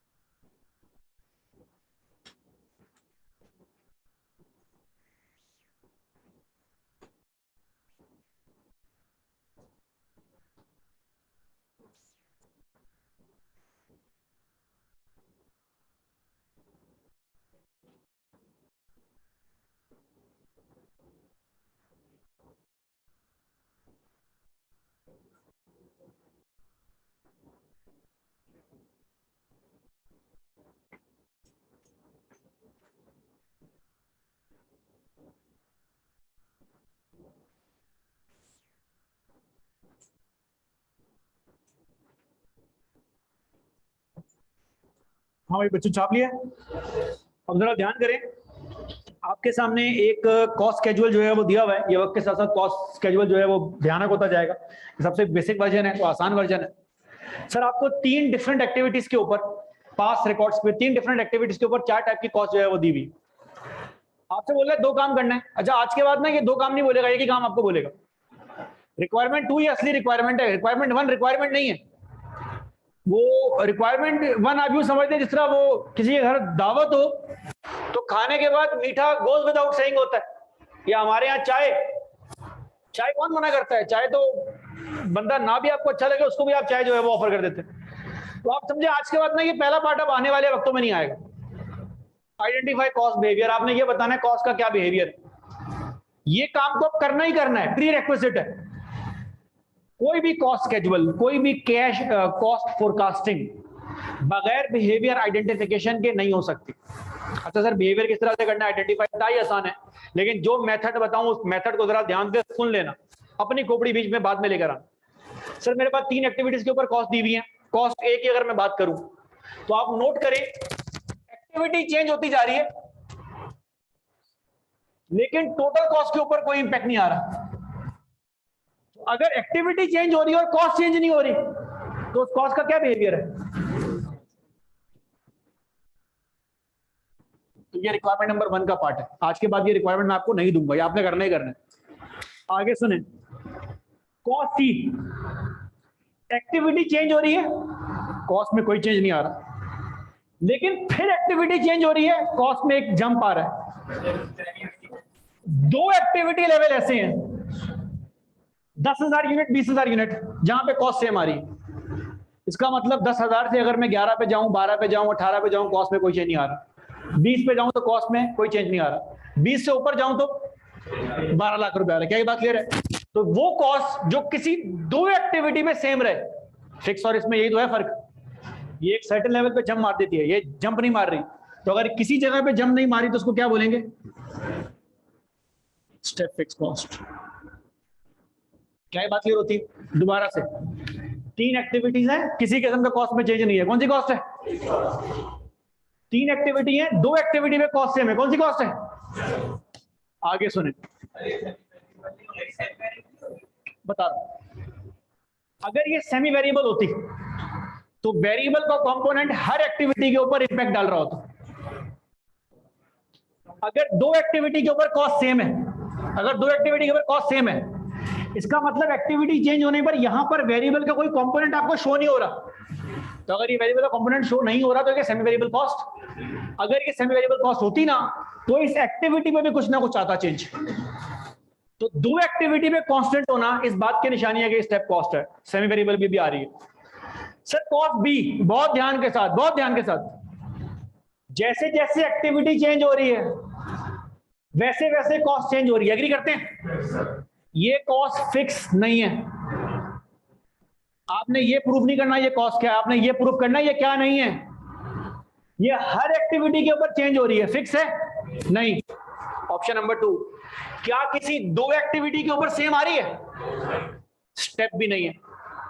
तो कॉस्ट के 4 बिहेवियर हैं, ये फिक्स भी नहीं है, स्टेप भी नहीं है। क्या क्या ऑप्शन आपके पास बच गए? ये वेरिएबल भी हो सकती है और ये एग्रीड। इस बात का मैं आपको प्रूफ दे दूं। Cost number D, activity change हो रही है, कॉस्ट सेम नहीं है, फिक्स तो नहीं है, किसी 2 एक्टिविटी पर भी सेम नहीं है, स्टेप भी नहीं है। तो फिक्स भी नहीं है, स्टेप भी नहीं है, तो क्या बची? वेरिएबल या चले। ये तो आपने आसानी से बता दिया, तो वो अंधा भी होगा, वो देखेगा हाँ सही है, फिक्स है, आगे बढ़ो। स्टेप फिक्स कॉस्ट की गेम आपको समझ आ गई, किसी 2 एक्टिविटी के ऊपर सेम होना चाहिए। लेकिन बी और डी के अंदर आप फंस गए। बी और डी में 2 ऑप्शन हो सकते हैं, कौन कौन से?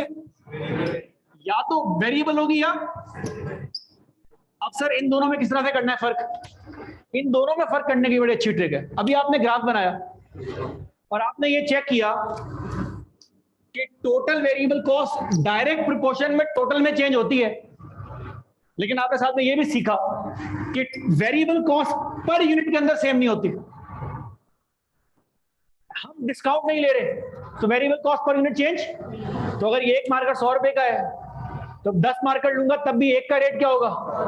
1 लाख लूंगा तब भी 1 का रेट क्या होगा, because we are assuming that there will be no discount. Very good sir. अब मुझे एक बात बताएं, ये कॉस्ट एक्टिविटी के साथ टोटल में चेंज हो रही है, फिक्स नहीं है, किसी दो एक्टिविटी में सेम नहीं है, तो स्टेप नहीं है, वेरिएबल या semi variable. Sir per unit के ऊपर चेक कर लें, 2 lakh divided by 10,000 per unit क्या आ रहा है, 20 रुपया।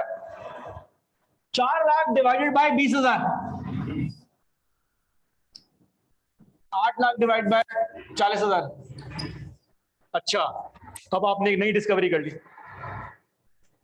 ये कॉस्ट टोटल में चेंज हो रही है एक्टिविटी के साथ साथ, ये कॉस्ट टोटल में चेंज हो रही है एक्टिविटी के साथ साथ, टोटल में चेंज हो रही है एक्टिविटी के साथ साथ, लेकिन ये कॉस्ट पर यूनिट के अंदर चेंज नहीं हो रही है एक्टिविटी के साथ साथ।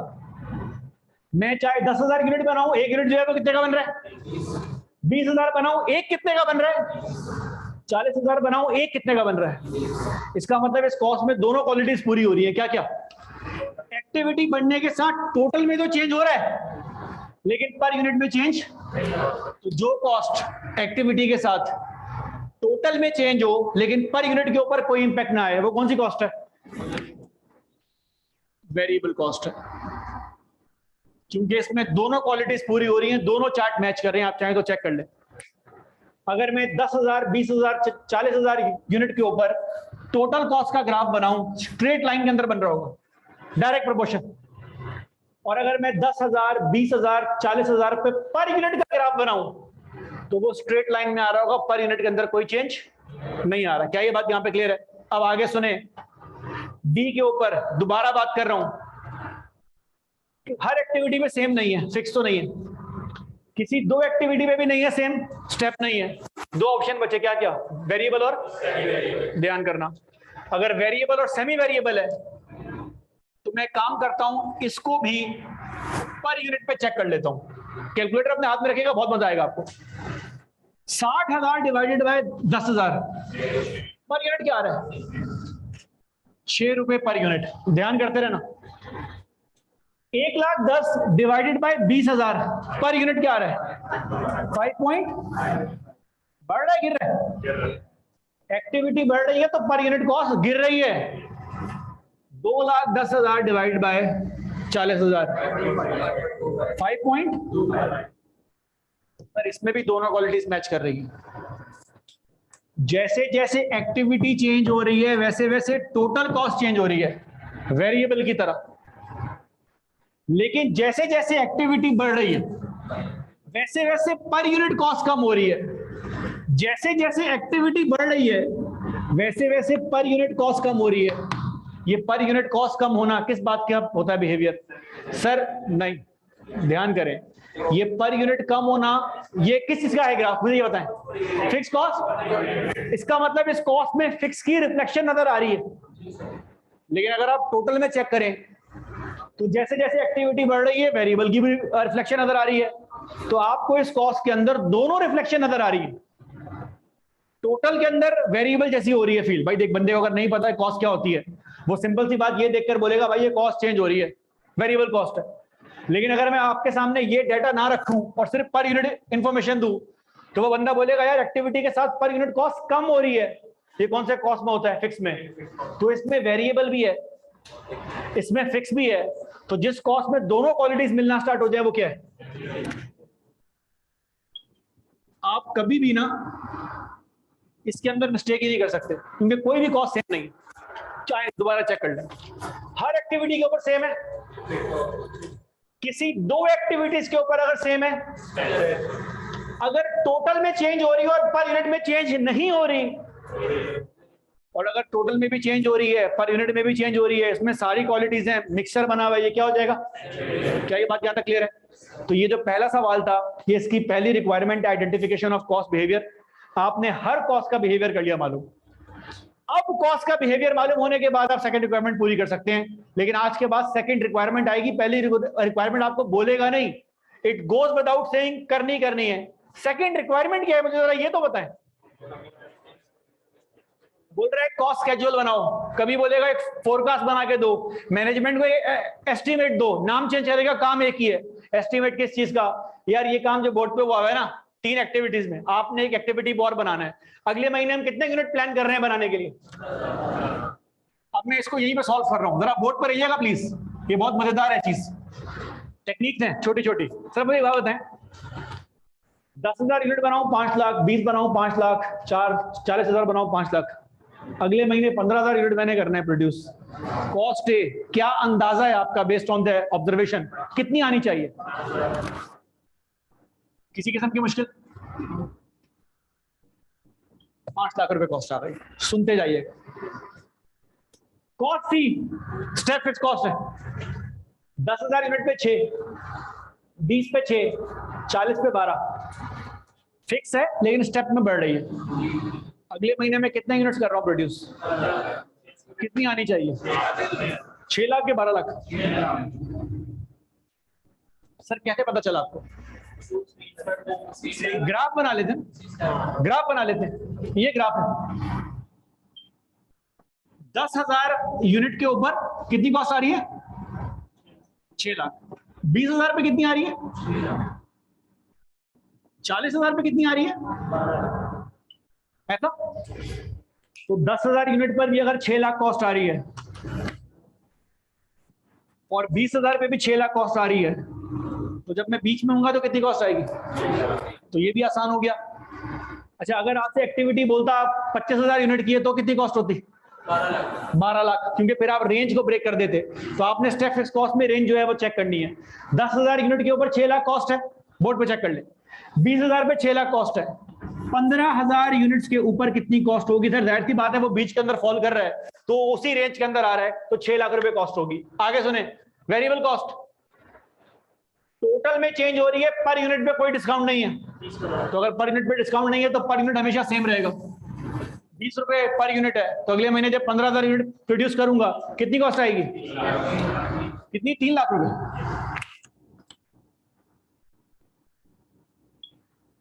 मेरे तीनों मसले हल हो गए। खड्डा कहां पर है? सेमी वेरिएबल कॉस्ट में। सर इसमें फिक्स का भी आइटम है, इसमें वेरिएबल का भी आइटम है। सेमी वेरिएबल कॉस्ट मालूम करने के लिए याद रखिएगा प्लीज, एक मेथड यूज किया जाता है जिसको हमारी जबान में हाई लो मेथड बोला जाता है। अगर मैं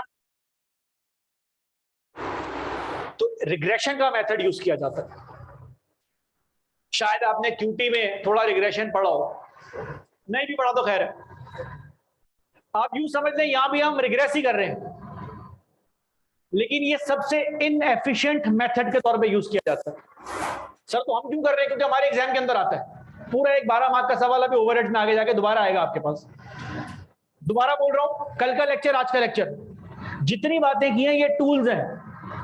ये high low method target costing में, डिसीजन मेकिंग में, सीवीपी के अंदर, ओवरहेड्स के अंदर 2-2 मार्क्स की वर्किंग का पार्ट बन के आता है। और हमारे पास तो एक ऐसी भी ऑब्जर्वेशन है क्लास टेस्ट के अंदर कि बच्चों को सवाल दिया, पूरा सवाल कर लिया, एक वर्किंग में बच्चे फंस गए। जब बोर्ड पे करवाया तो तब लोगों ने कहा अरे हाई लो मेथड यूज करना था। आधी कौम जिन्होंने हाई लो मेथड सब पेपर में किया ही नहीं, सबको हाई लो मेथड आता था। पेपर में भी ये होता है, तुम पेपर में चीज छोड़ के आए और तुम्हें आती है। क्यों? क्योंकि तुम्हें ये पहचान नहीं हुई कि कौन सा टूल यूज करना है।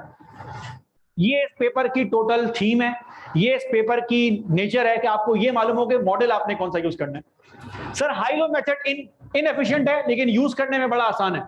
इनएफिशिएंट रियल लाइफ में हमारे लिए बड़ा आसान है। क्यों? वो बोलता है सिर्फ हाईएस्ट और लोएस्ट एक्टिविटी लो, बाकी सबको ड्रॉप कर दो। तो मुझे बताएं आपके पास डाटा कितनी एक्टिविटीज का दिया हुआ है? 3। इसमें हाईएस्ट और लोएस्ट क्या है?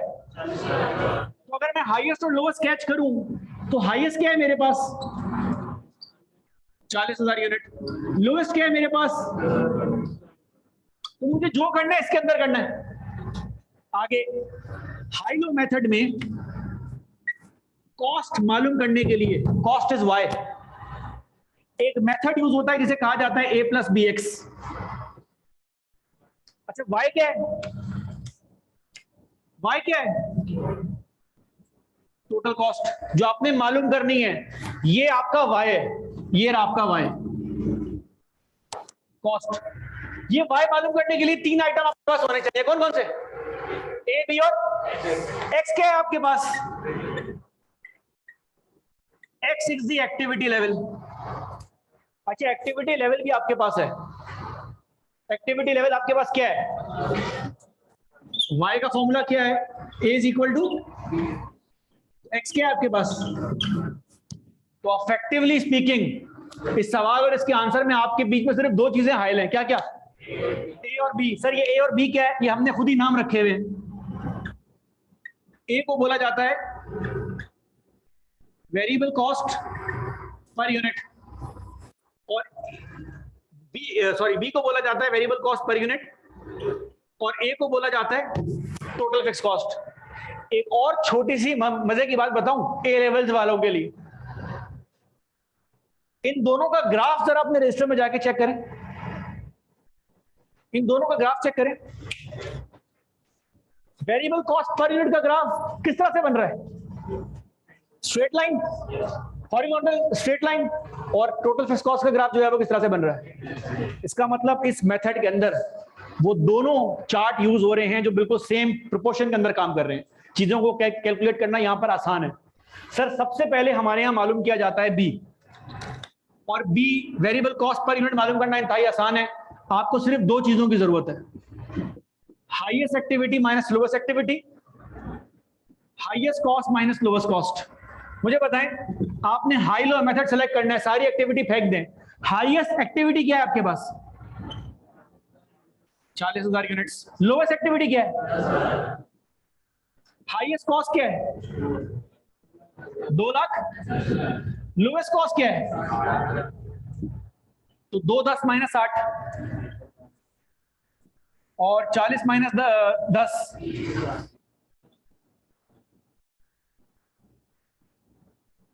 हाँ भाई, बी कितना आ रहा है? बी था क्या? इसका मतलब पर यूनिट कॉस्ट आ रही है 5 रुपए। मैं अगर इस फंक्शन में जाऊं तो यहां पर मैं अब मुझे क्या चाहिए? अच्छा, ए आप डायरेक्ट निकाल सकते हैं कैलकुलेटर के ऊपर।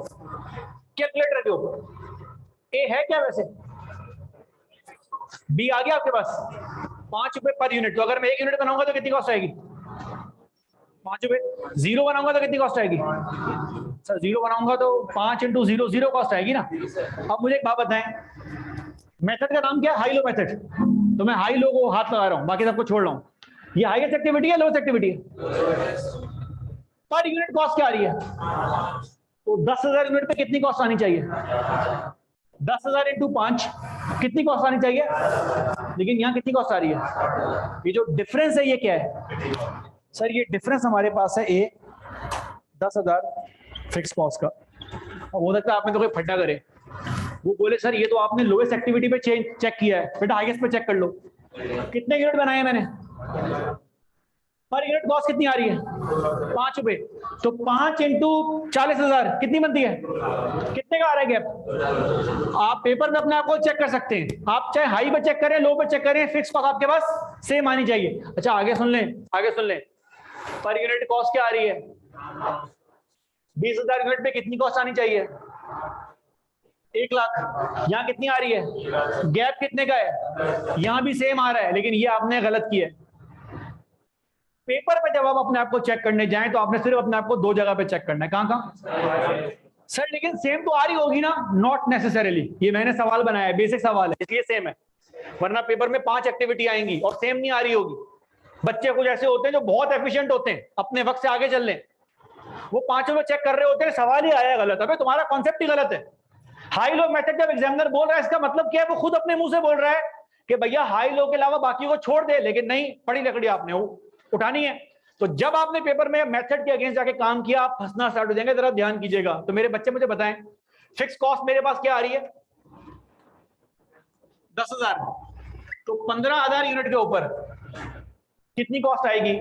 सर 15,000 इंटू 5 75,000 तो वेरिएबल और कितना 80। तो ये मेरे पास कॉस्ट एस्टिमेट बन गया। अगर आप नोट करें, कॉस्ट एस्टिमेट में सबसे जहमत वाला आइटम जो है वो कौन सा था? सेमी वेरिएबल कॉस्ट, जिसमें हाई लो मेथड था, लेकिन कंपैरेटिवली जहमत वाला था। कोई नई बात इसके अंदर नहीं है। क्या ये बात यहां तक क्लियर होती है? अपने पास नोट कर लीजिए। This is example number 1, identification of cost behaviour. कल इसी को आगे बढ़ाएंगे। अभी ये एक्टिविटी आपको मैंने बेसिक लेवल के अंदर दी है। अभी कल परसों की क्लास में ये जरा परसेंटेजेस के अंदर चेंज होना स्टार्ट होगी। और ये 3 क्लासेस जो बच्चे आज आए हैं, काइंडली कल का लेक्चर भी अपने पास लें। ये 3 क्लासेस मिलके आपका पूरा एक बेस बनेगा। ये 2-2, 3-3 मार्क की वर्किंग है जो हर टॉपिक के अंदर काम आएगी। उसके बाद हम अपने पास पेपर का पहला एरिया स्टार्ट कर देंगे, प्रोसेस कॉस्टिंग। छुट्टी करें, थैंक यू।